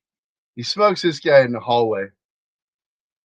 And I love the bug-eyed fucking lenses for his night vision goggles. He uses the panoramic ones like they do in the Rangers. Most of your special forces top tier guys use the panoramic. They look pretty cool. They make you look like a fucking insect. Is what they do. Yeah. And I drew most of his face. Let me go ahead and close this. And I'll give you guys a sneak peek at some of the stuff and let you see some of the humor in the writing.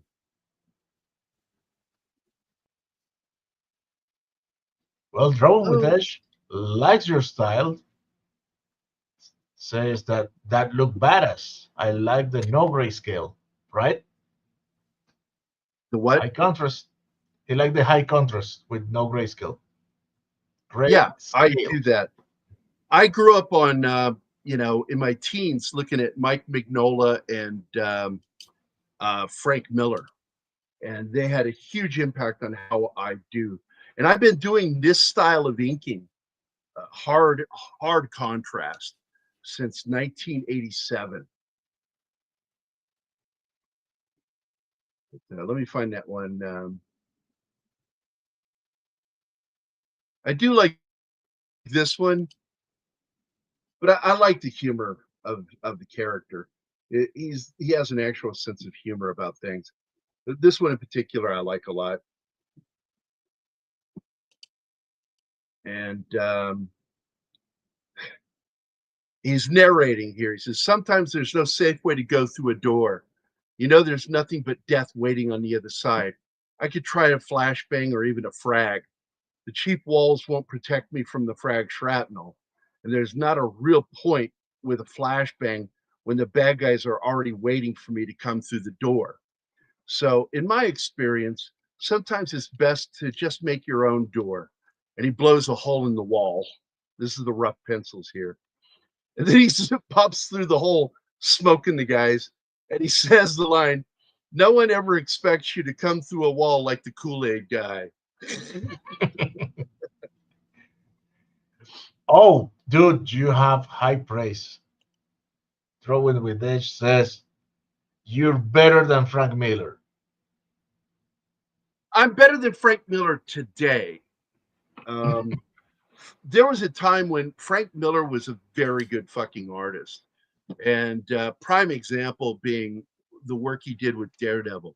I mean, that was it for me. I fucking liked Daredevil up until Frank Miller. And then I fell in love with Daredevil because of Frank Miller. And it's just I love the guy's artwork, but he I think he had a stroke or some weird shit, and the last version of Batman Returns 3 or whatever it was. Oh, what a nightmarish artwork. And I felt like they were taking advantage of a man who couldn't draw anymore. And nobody wants to go out that way. Nobody should go out that way. That's fucking wrong. So there's my Lost in Space and Grogu and all that shit. So I also kind of create my own onomatopoeia things. Like when he's firing the non-suppressed M4, it is T-A-K, tak, because that word sounds like what I hear when I fire my weapon. It sounds like a tak, tak, tak. It was kind of high pitch. And I need to find one for the SAW rifle, because the SAW rifle fires the same round as the M16 and M4, which is the M4 is still built on the same chassis as the M16. and it fires the same round, has the same riflings in it, and it has pretty much the same sound when it fires. The mechanical aspect of it, when you're holding the weapon, it has the same distinct thing because it uses the same chambering system. And I'm a very big fan of the M16, other than the fact that if I have to use something to defend myself, I would not use a 5.56. I would not. What would No, you use? sir. 7.62 NATO round, 7.62 millimeter, and that's what like AKs fire. Oh my god, one of the best weapons in the world. I think it's a 7.62 is the H&K 91. Can you check on that, Martin? Or I guess What? I can. Yes.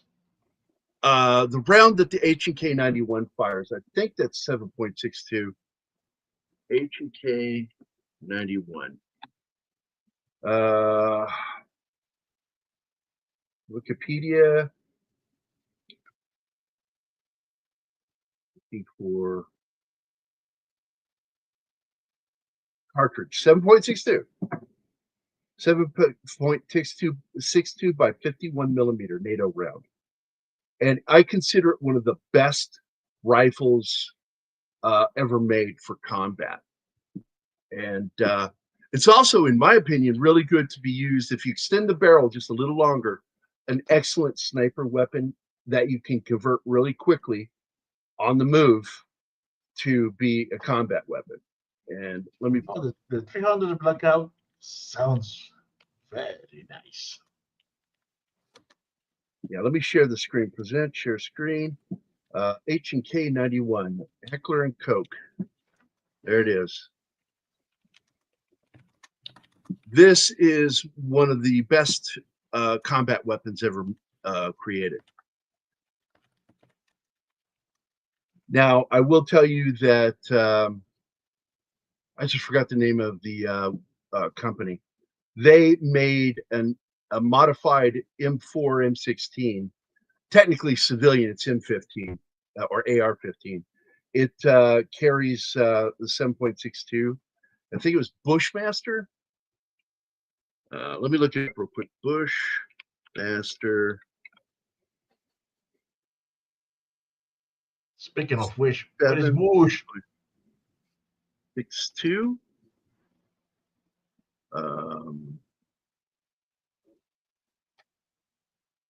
And I do believe they call it the AR-15. Bushmaster Firearms.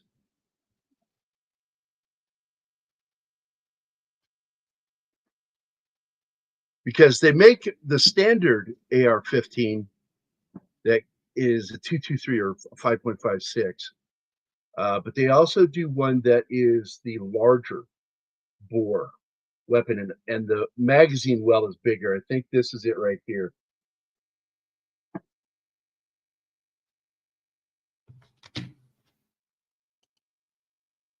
Nope, still the 5.56. Wow, the well looks bigger on that one. Yeah, I'll put my screen over here so you can see what I'm looking at. I'll just hit images.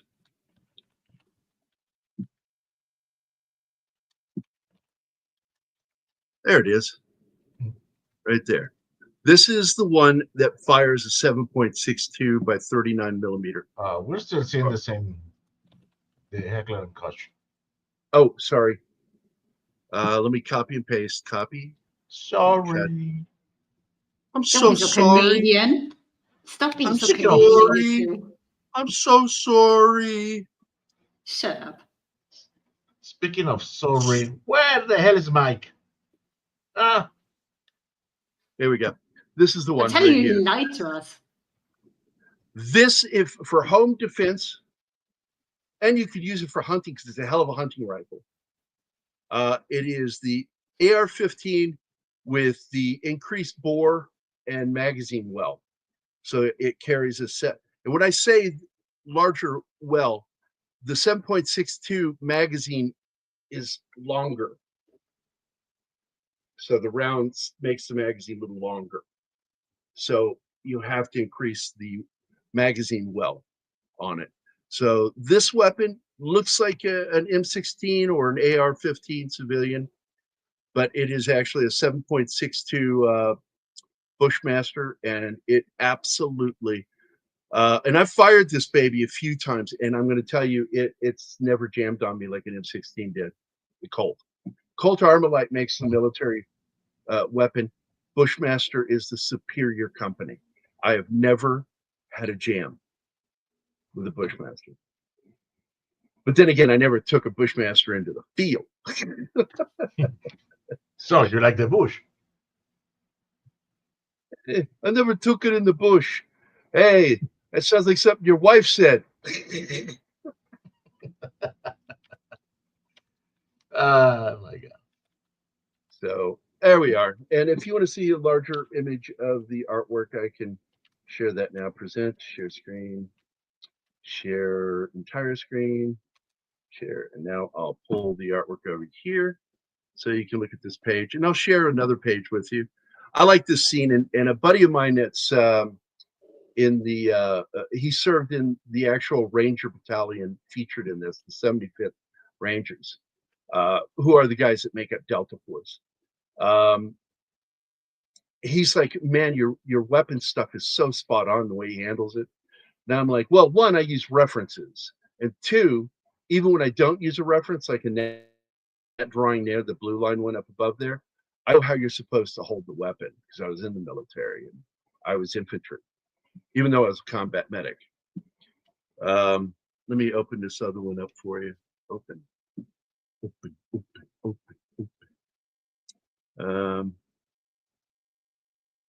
This is one of my favorites. No references in this. This is all freehand. There we go.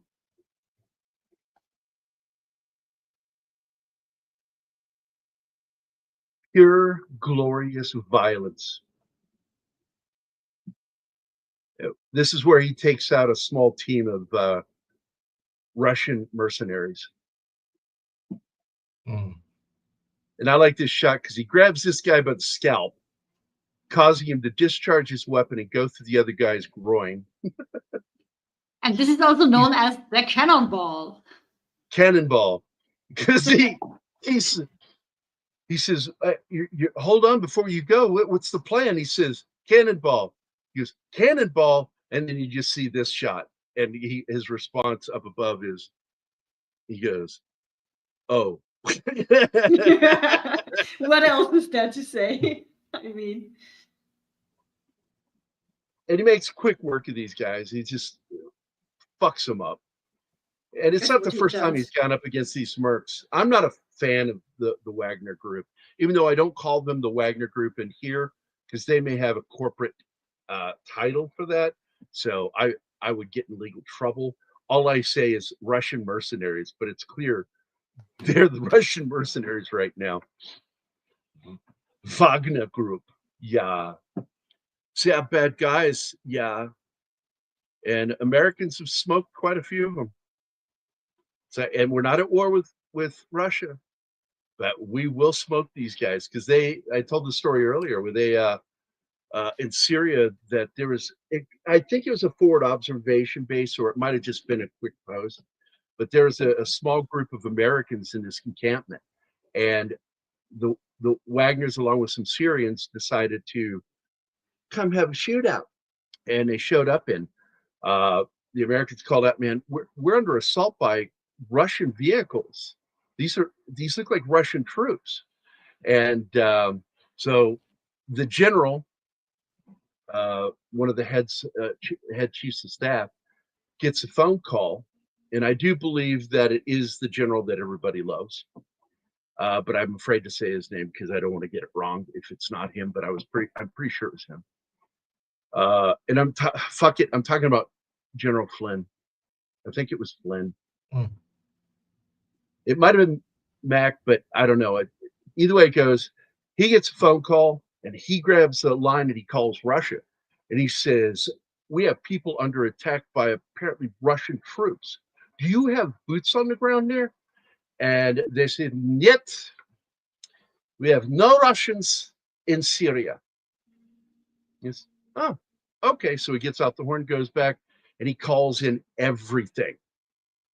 He calls in artillery. He calls in jet fighter bombers, light bombers, and bombers. I'm sure A-10s went in there and just fucked these guys up. And when I say fucked them up, when they went to inspect where they got hit, where these guys were, there was nothing left. Everything was dusted. It was atomized. And the guy described the ground there as looking like the lunar landscape when we were done with these guys. And so our fearless leader called the Russians back, and he said, "You are right. There are no Russians on the ground." That's awesome. And they didn't fucking respond. They just silenced. They wouldn't respond. It's a funny story, true story. I like fucking that. love stories like that. But I like drawing action scenes like this. This is fun. And I like drawing the helmet that he wears. He wears a version, one of the early versions of the Mish helmet that went up over the ears, and it had the rail system here where he attaches the facial ballistic armor that protects him. And this is phase 1 of Vindicated. This is all he has. This is all he could get access to do this. He's got your basic body armor, and he's got some good weapons. He carries good weapons. He carries an M4. He carries a 45 Colt automatic. That's 45 ACP. It's a beautiful fucking weapon. If you don't believe me, ask Don Eckert. It's my favorite and Don Eckert's favorite. We both swear by the 45. It's like, I want a round that when I hit you, it only takes one round to stop you. And it uses what was referred to as the hydraulic effect, in that it's a subsonic round. It's got a lot of powder behind it, plus it's a large round, but it's packed ammo on a short shell. So instead of going supersonic, it goes subsonic.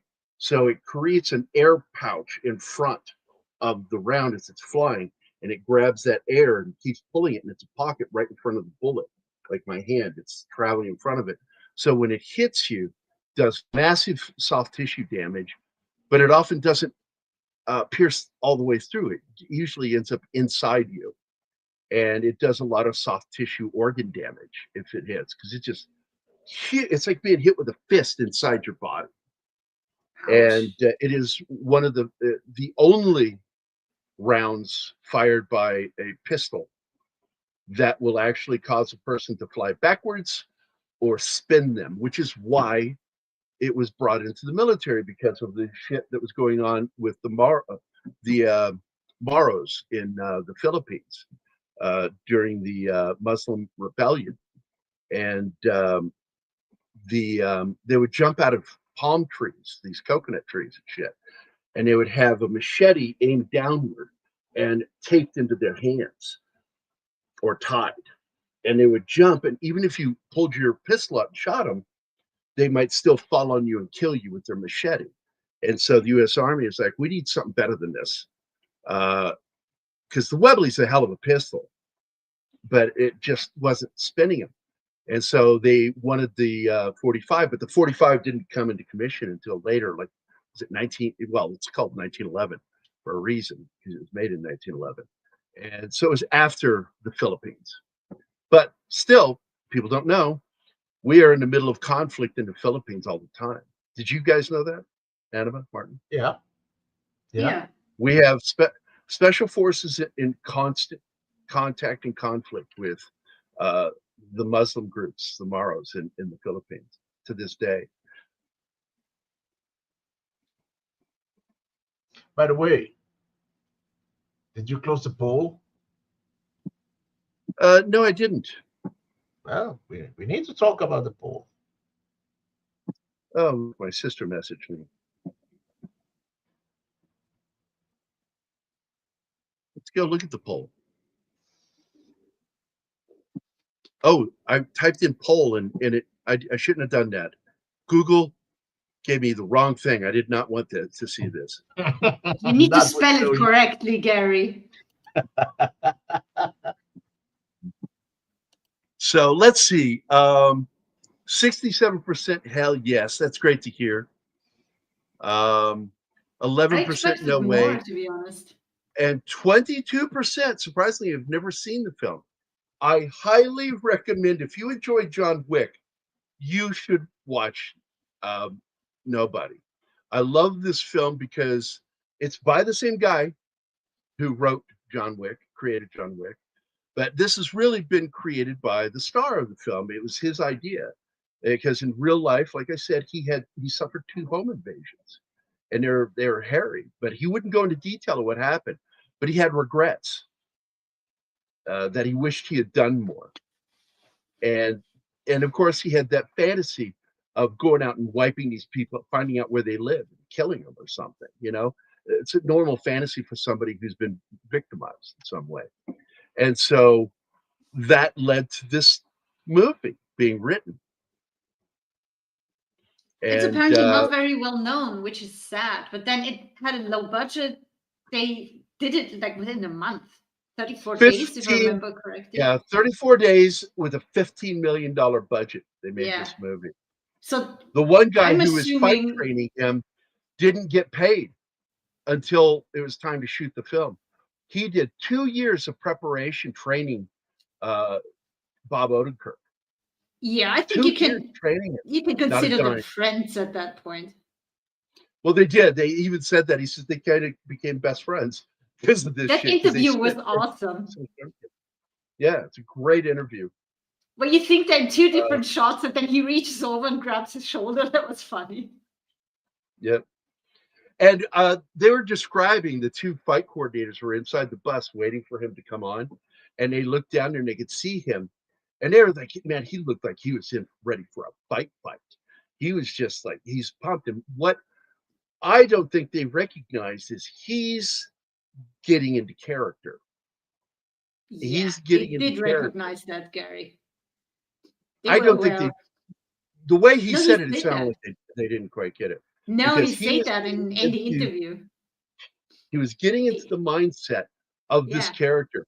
And one of the funniest things about that scene is when he stands up there and he sees those guys, he pulls out his pistol, unloads it, dropping the bullets on the ground, and he says, I'm gonna fuck you up. Without believing it, really. I tried to convey in my eyes that I wasn't too sure I could really do that. And it absolutely worked. By the way, that magazine dump that he's doing, John Wick did that. So that's a nod to the John Wick movies. Yeah, well, a lot of pro shooters have picked up that. Keanu Reeves created that, by the way. That flick mag dump where he flicks it and does a quick reload. And they're like, holy shit, how come nobody ever thought of it? A fucking movie actor, very well-trained movie actor, fucking created that move because he realized in his mind, this is a fast way to drop that magazine because it'll take it about half a second longer to drop by clicking the release. He says, you click the release and flip your hand, it throws it away, and then you immediately load, and you load faster. Fucking Keanu Reeves created that move. And so there is that connection with the John Wick film. I don't think they exist in the same world. I don't. No, I don't think so. And I don't really want them to. I really wouldn't want them to as a fan of the film. I want them to be in different worlds. And in this world, this guy went from being this elite killer, former soldier, special forces, badass, to being a schlub. And I love that word schlub. Well, that's what he's using, describing himself. That's what he wants to be. It's kind of a what do you call it? Yiddish word. Yep, sounds like it. It means stupid, worthless, or unattractive person. Which is not what he means. Nice. He just feels he's getting irrelevant as he gets older and the kids grow up. Yeah, he wanted it to be a good dad. And now the second film that's coming up, I'm excited about because this time now he's back to doing that work again because he came up out from underground and he owes people. So he's out there doing the work again. And now he's failing as a dad and as a husband. All he ever wanted to be was a good do you husband want to and say dad. something?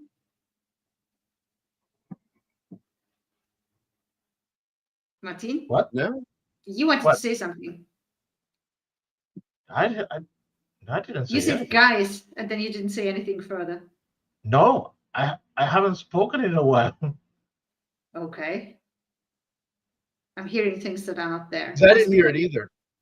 Yeah, I did. I think it's late and you're starting to dream. Maybe. So, but anyway, we're going to get out of here, guys. If you've not seen Nobody, and I saw 22% of you that voted hadn't seen it, give the movie a chance and try to enjoy it. Go into it with an open mind and just have some fun. Of seeing a guy who's a schlub, suddenly you find out that he used to be this badass and he tries to go back to that. And some of it doesn't always work for him because he gets his ass handed to him in that first fight. But he wins in the end because of sheer determination to fucking brutalize these guys. And he also kind of stays healthy and fit because he takes the bus to work and he uses the bus station to do pull-ups. So that's him trying to maintain some kind of fitness. That probably helps. By the way, I love those videos on YouTube, if you've never seen them, from the Marine Corps, where they have these fitness exhibitions at conventions. And they'll have some of these people come up, and all they got to do is they have to do 5 pull-ups. That's all they got to do.